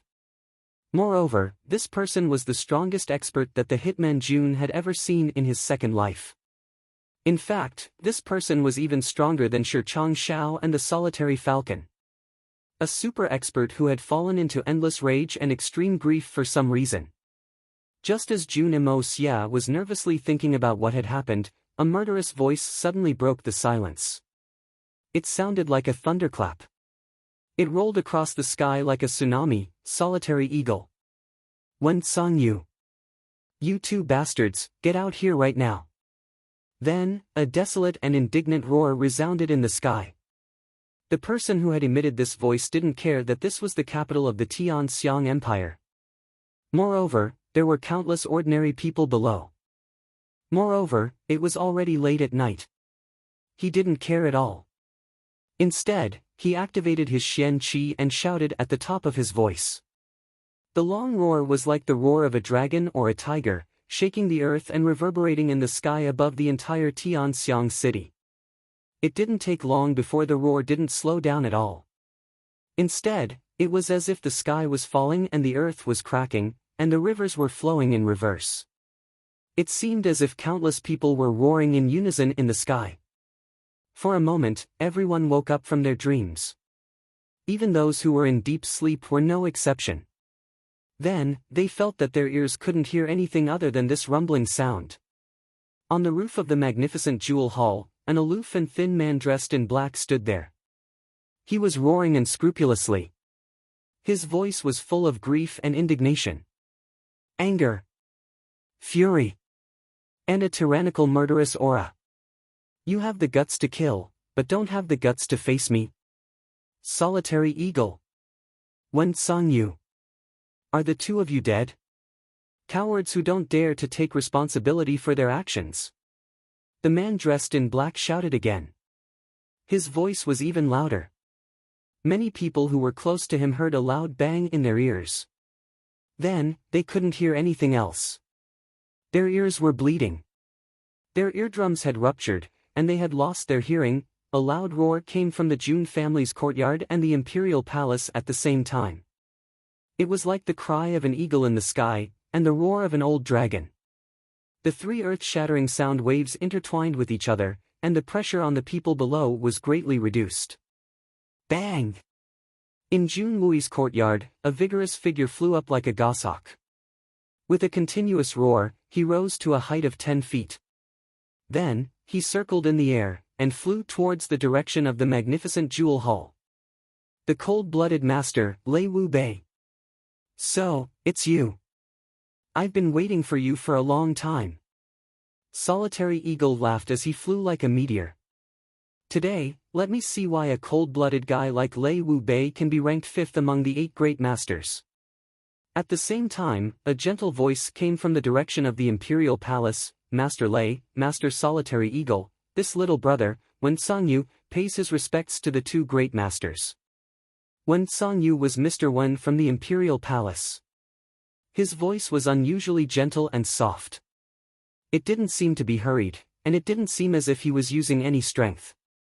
However, his gentle voice was still clearly audible in the midst of the sound effects of the 2 great masters. He didn't seem to be at a disadvantage. It could be seen that Mr. Wen's Xian cultivation wasn't as good as the 2 great masters, but it was almost the same. The 3 men were standing on the roof of the magnificent jewel hall. The stars were shining in the sky, and the roofs of the houses were continuous. The streets and alleys were crisscrossed. The autumn wind was whistling, and the 3 men's clothes were fluttering in the wind. The cold-blooded master, Lei Wu Bei, had arrived in person. There's going to be a good show to watch. This old man had 10 apprentices. 4 of them were dead, and 3 of them were crippled. Moreover, they were crippled to the point where they couldn't even recover. I'll have to see how this guy flips out. If I can get rid of that guy from the imperial palace, then it'll be a great help to me. Hitman Jun heard that this man was Lei Wu Bei. But, he didn't feel the slightest bit of fear in his heart even though he had already experienced the cold-blooded master's frightening power. Instead, he quickly activated the yin-yang escape, and followed behind the solitary falcon. Jun Wui's blue robe fluttered in the wind as soon as he left. He saw that only Yi Guhan was lying on the floor. There was no one else in the room. Jun Wui couldn't help but smile bitterly. His nephew's methods were heaven-defying, but his courage was equally heaven-defying. Lei Wu Bei's stature was tall, and he had no beard on his pale face. The stars were twinkling in the sky, but the earth was shrouded in darkness. Lei Wu Bei's eyes shone brightly in the darkness. They flickered with a ruthless and cold color. However, one could see that the cold-blooded master's eyes were filled with a deep sorrow. And it was impossible to get rid of that sorrow. He was known as the cold-blooded master. However, he had painstakingly cultivated 10 apprentices, and 3 of them had suddenly died. This cold-blooded master couldn't be exempted from this. Perhaps no one could be exempted from this custom. Lei Wubei had been able to cultivate 10 disciples of the Tianxian forest at the same time. It could be said that it was a great achievement for him. However, the other 7 great masters didn't have such an achievement. However, 2/3 of his 10 disciples had been lost in less than a month's time. Lei Wubei's cultivation was astonishing, but he still couldn't get rid of this blow. However, Junimo Xia wasn't in the mood to experience Lei Wubei's pain. Instead, he had suddenly discovered a very interesting phenomenon. Perhaps it should be said that it was a wonderful feeling. He had discovered that the top experts he had encountered since he had crossed over to this world were Lei Wubei, Shi Changshao, Solitary Eagle, and the 2 demon beast kings of the Tianfa forest. Then, there was Mr. Wen, the Silver Blizzard City's 3 great masters, Elder Shenxian, and the Yutang Empire's imperial teacher, Fei Mengchen. Moreover, it wasn't very obvious from Mr. Wen's point of view. But the Solitary Falcon and the other great master-level experts all had one thing in common.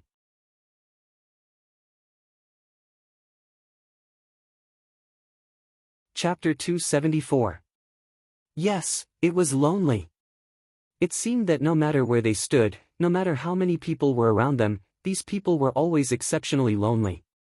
They were completely out of tune with their surroundings. It seemed as if they were the only person in the boundless world. It was a kind of heroic loneliness. It was also a kind of desolate loneliness. Is this the price one must pay to become a great master? Or perhaps, it's lonely at the top. Will I be as lonely as they are if I reach such a realm in the future? However, I believe that I have reached the pinnacle of loneliness in this world. Jun Moxie Lenglang snorted in his heart. I may not be as strong as you, but I'm much lonelier than you are. Jun Moxie continued to ponder in his heart. Then, he saw 2 shadows flashing as they climbed onto the roof. Their white beards were fluttering in the wind, and their faces were dignified. These 2 men were the 3rd elder of the Silver Blizzard City, and the 9th elder. The 2 great masters have graced us with your presence, and Brother Wen has also appeared here. It is an honor for the Silver Blizzard City. Would the 3 of you please come down and have a cup of fragrant tea? The 3rd elder cupped his hands in obeisance and smiled. He could clearly see that the 3 men were ready to jump at each other's throats. But, he was the leader of the Silver Blizzard City's people. So, he couldn't afford to lose the Silver Blizzard City's grace. Therefore, he braced himself and said these words even though they weren't suitable for the occasion. Lei Wubei laughed mournfully, and ignored the 3rd elder's question. He then shouted, Solitary Eagle. My 6th disciple has suffered a broken bone, and will be disabled for life. Did you do this? The 3rd elder's face was filled with embarrassment. No matter how strong he was still representing the Silver Blizzard City. Lei Wubei's disregard for him made him angry. But, he suppressed the anger in his heart when he saw Lei Wubei's crazed expression. The Solitary Eagle laughed and casually said, Brother Lei, why are you so angry?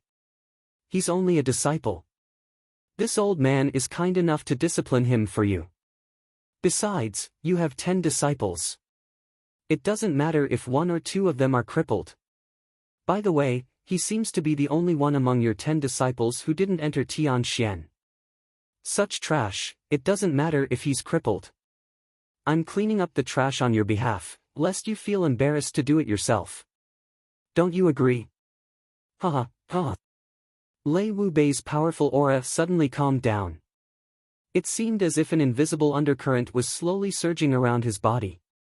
He stared fixedly at Solitary Eagle, and the murderous intention in his eyes grew stronger and stronger.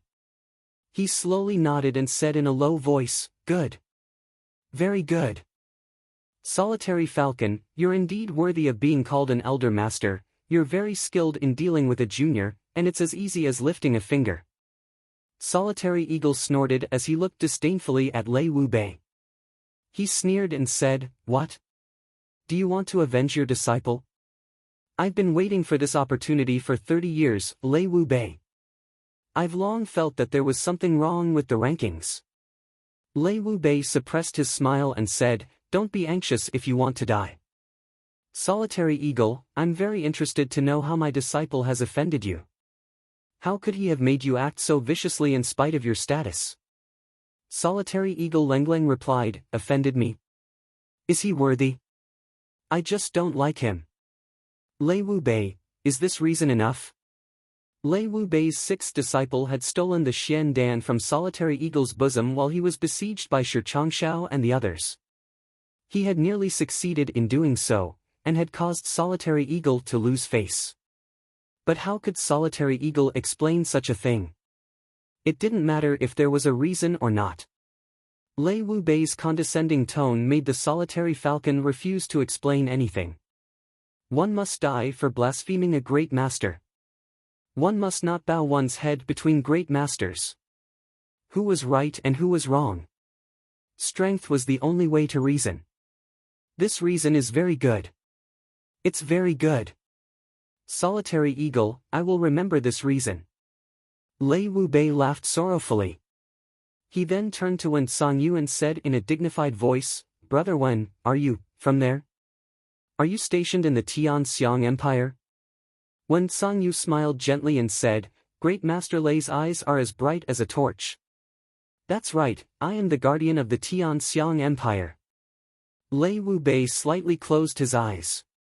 The world suddenly darkened without his flickering eyes. But after a moment, he opened his eyes again. Suddenly, a cruel and vicious green light shot out from his eyes.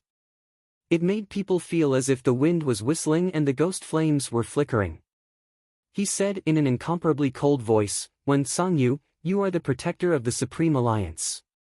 You have no reason to kill my 4 disciples. Do you think that the guardian of the Tianxiang Empire can act unscrupulously?" Wen Songyu faintly sighed. He looked up at the sky, and a thin layer of anger flashed across his face. He was uncomfortable with Lei Wu Bei's indiscriminate aggressiveness. But, he remembered his duty. He took a deep breath, and suppressed his anger. He pondered for a long time. Then, he lowered his head and looked at Lei Wu Bei. He then said faintly, "Great Master Lei, there is a public opinion on who is right and who is wrong. I won't talk nonsense with you. But, I have to make one thing clear. Believe it or not, I didn't kill your disciples." Wen Songyu said in a deep voice, "I will explain this to you only once. Whether you believe it or not, accept it or not, I will definitely learn from Master Lei's skills from your questioning and ridicule in the future." Lei Wu Bei was silent for a moment. Then, he said indifferently, "Since Brother Wen has said so, how can I not believe it?" His voice was still cold. But the murderous aura had suddenly disappeared. It seemed a little gentle, but, "If Brother Wen wants to teach me, I can accompany you any time. However, who was the one who killed my disciple? Can Brother Wen enlighten me? Lei Wu Bei is willing to apologize for my previous disrespect if Brother Wen is willing to tell me the truth." Lei Wu Bei's hands were hanging down from his sleeves. This was a gesture of friendship. Lei Wu Bei's status was very high. He had spoken to another person in such a manner because of his disciple. Even if that person had the strength of a spirit Xian expert, it was still very rare and commendable. That person's origin is mysterious and unpredictable. His strength is also mysterious. I am very interested in him. But, I have no clue about him. I was even silently framed by him. This person's methods are brilliant, and I, Wen, am sincerely convinced. Wen Songyu laughed heartily. He didn't look ashamed even though he had exposed his own shortcomings. He showed a rare open-mindedness even though he had been framed. It seemed as if this matter was a trivial matter to him. However, if we want to find that person, we'll need Supreme Su Lei to do it personally. This one has already conceded defeat and is powerless to do anything. Many thanks to Brother Wen. Lei Wu Bei cupped his hands in obeisance. A cold light flashed in his eyes as he said, "Brother Wen, please do as you wish."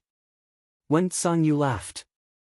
He cupped his hands in obeisance and said, "The mountains are high and the rivers are long. Let us meet again. I have a duty to fulfill. Please forgive me for taking my leave." His hands were still clasped in front of his chest. His body was like a leaf that was suddenly blown up by a gust of wind, floating up into the sky.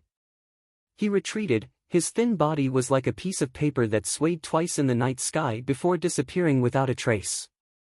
Jun Dashao cursed in his heart as he watched this. Motherfucker. These great masters are trying to explain their misunderstandings. Isn't it too easy? How could the cold-blooded great master, Lei Wu Bei, believe it so easily? Someone said that he didn't do it, and the fifth great master of the 8 great masters believed it. Can't Mr. Wen lie? He's too gullible. I'm speechless. Cursing in his heart was one thing. However, Jun Moxie also understood that there was no need to lie when one's cultivation had reached such a high level. No one would be afraid of trouble at such a high level. On the contrary, an explanation was quite rare. Generally speaking, they would disdain to explain even if there was a misunderstanding. Because an explanation in itself was a sign of weakness. It was the same with Solitary Eagle. And after Wen Songyu's explanation, Lei Wu Bei immediately believed him. Moreover, his attitude towards Wen Songyu had changed. Lei Wu Bei couldn't do anything if Wen Songyu didn't want to explain. However, Wen Songyu had explained. His Xian cultivation wasn't as good as Lei Wu Bei's, but he had given Lei Wu Bei a lot of face due to his status. Someone from that place? Jun Moxie's attention shifted to this sentence. He thought to himself, what is that place? Why does it seem that even Lei Wu Bei, one of the 8 great masters, is afraid of it? Is there something fishy going on? Lei Wu Bei turned to look at Solitary Eagle with his hands clasped behind his back. Langling snorted and said, "Eagle, it's only the 2 of us now." Then, she flung her sleeves at the 3rd elder and the 9th elder. She then shouted, "You're not Han Feng Shui. You don't have the qualifications to get involved in this matter. Go down." A strong wind whistled through the air. The 3rd and 9th elders felt pain in their faces. They were angry, but they had no other choice. They cupped their hands in obeisance, and jumped down along with the strong wind. Their hearts were filled with resentment. Let's see if you still dare to be so arrogant when the people from the Silver City arrive. Solitary Eagle laughed. He stood up like a goshawk soaring into the sky. He laughed and said, "What a good teacher and disciple. Come with me if you want to avenge your disciple." Lei Wu Bei let out a sharp whistling sound. It seemed as if thousands of ghosts had rushed out of the gates of hell. His body slowly rose into the air, and he followed Solitary Eagle. The 2 figures disappeared in the blink of an eye. The night was as cold as water. Jun Mo Xie silently activated the yin-yang escape, and tailed behind the 2 of them, following them closely. It had to be said that a great master was a great master. Jun Moxie's speed when using the yin-yang escape was at an astonishing level. However, it was very strenuous for him to follow these 2 men. In other words, the young master Jun was the only one who was following them. No one in the Tianxiang city would be able to keep up with him. That included the mysterious Mr. Wen. The Solitary Falcon's goshawk agility was one of the best in the Xian continent. And, the Solitary Falcon was confident that he could be considered as one of the 8 great masters. Therefore, he was going all out in order to show Lei Wu Bei his strength. Lei Wu Bei didn't dare to be negligent. Therefore, the 2 of them began to compete in terms of their agility skills. The 2 men had only exchanged words with each other, and hadn't started fighting. However, they had already competed twice. You're tuning into the Passion Pages YouTube channel. We're so grateful for your support, and don't forget to subscribe to join us on this incredible journey through captivating stories. Your generosity through donations truly makes a world of difference, as it's the primary source of revenue that allows me to expand and enhance this channel for you. Thank you from the bottom of my heart for being a part of this adventure.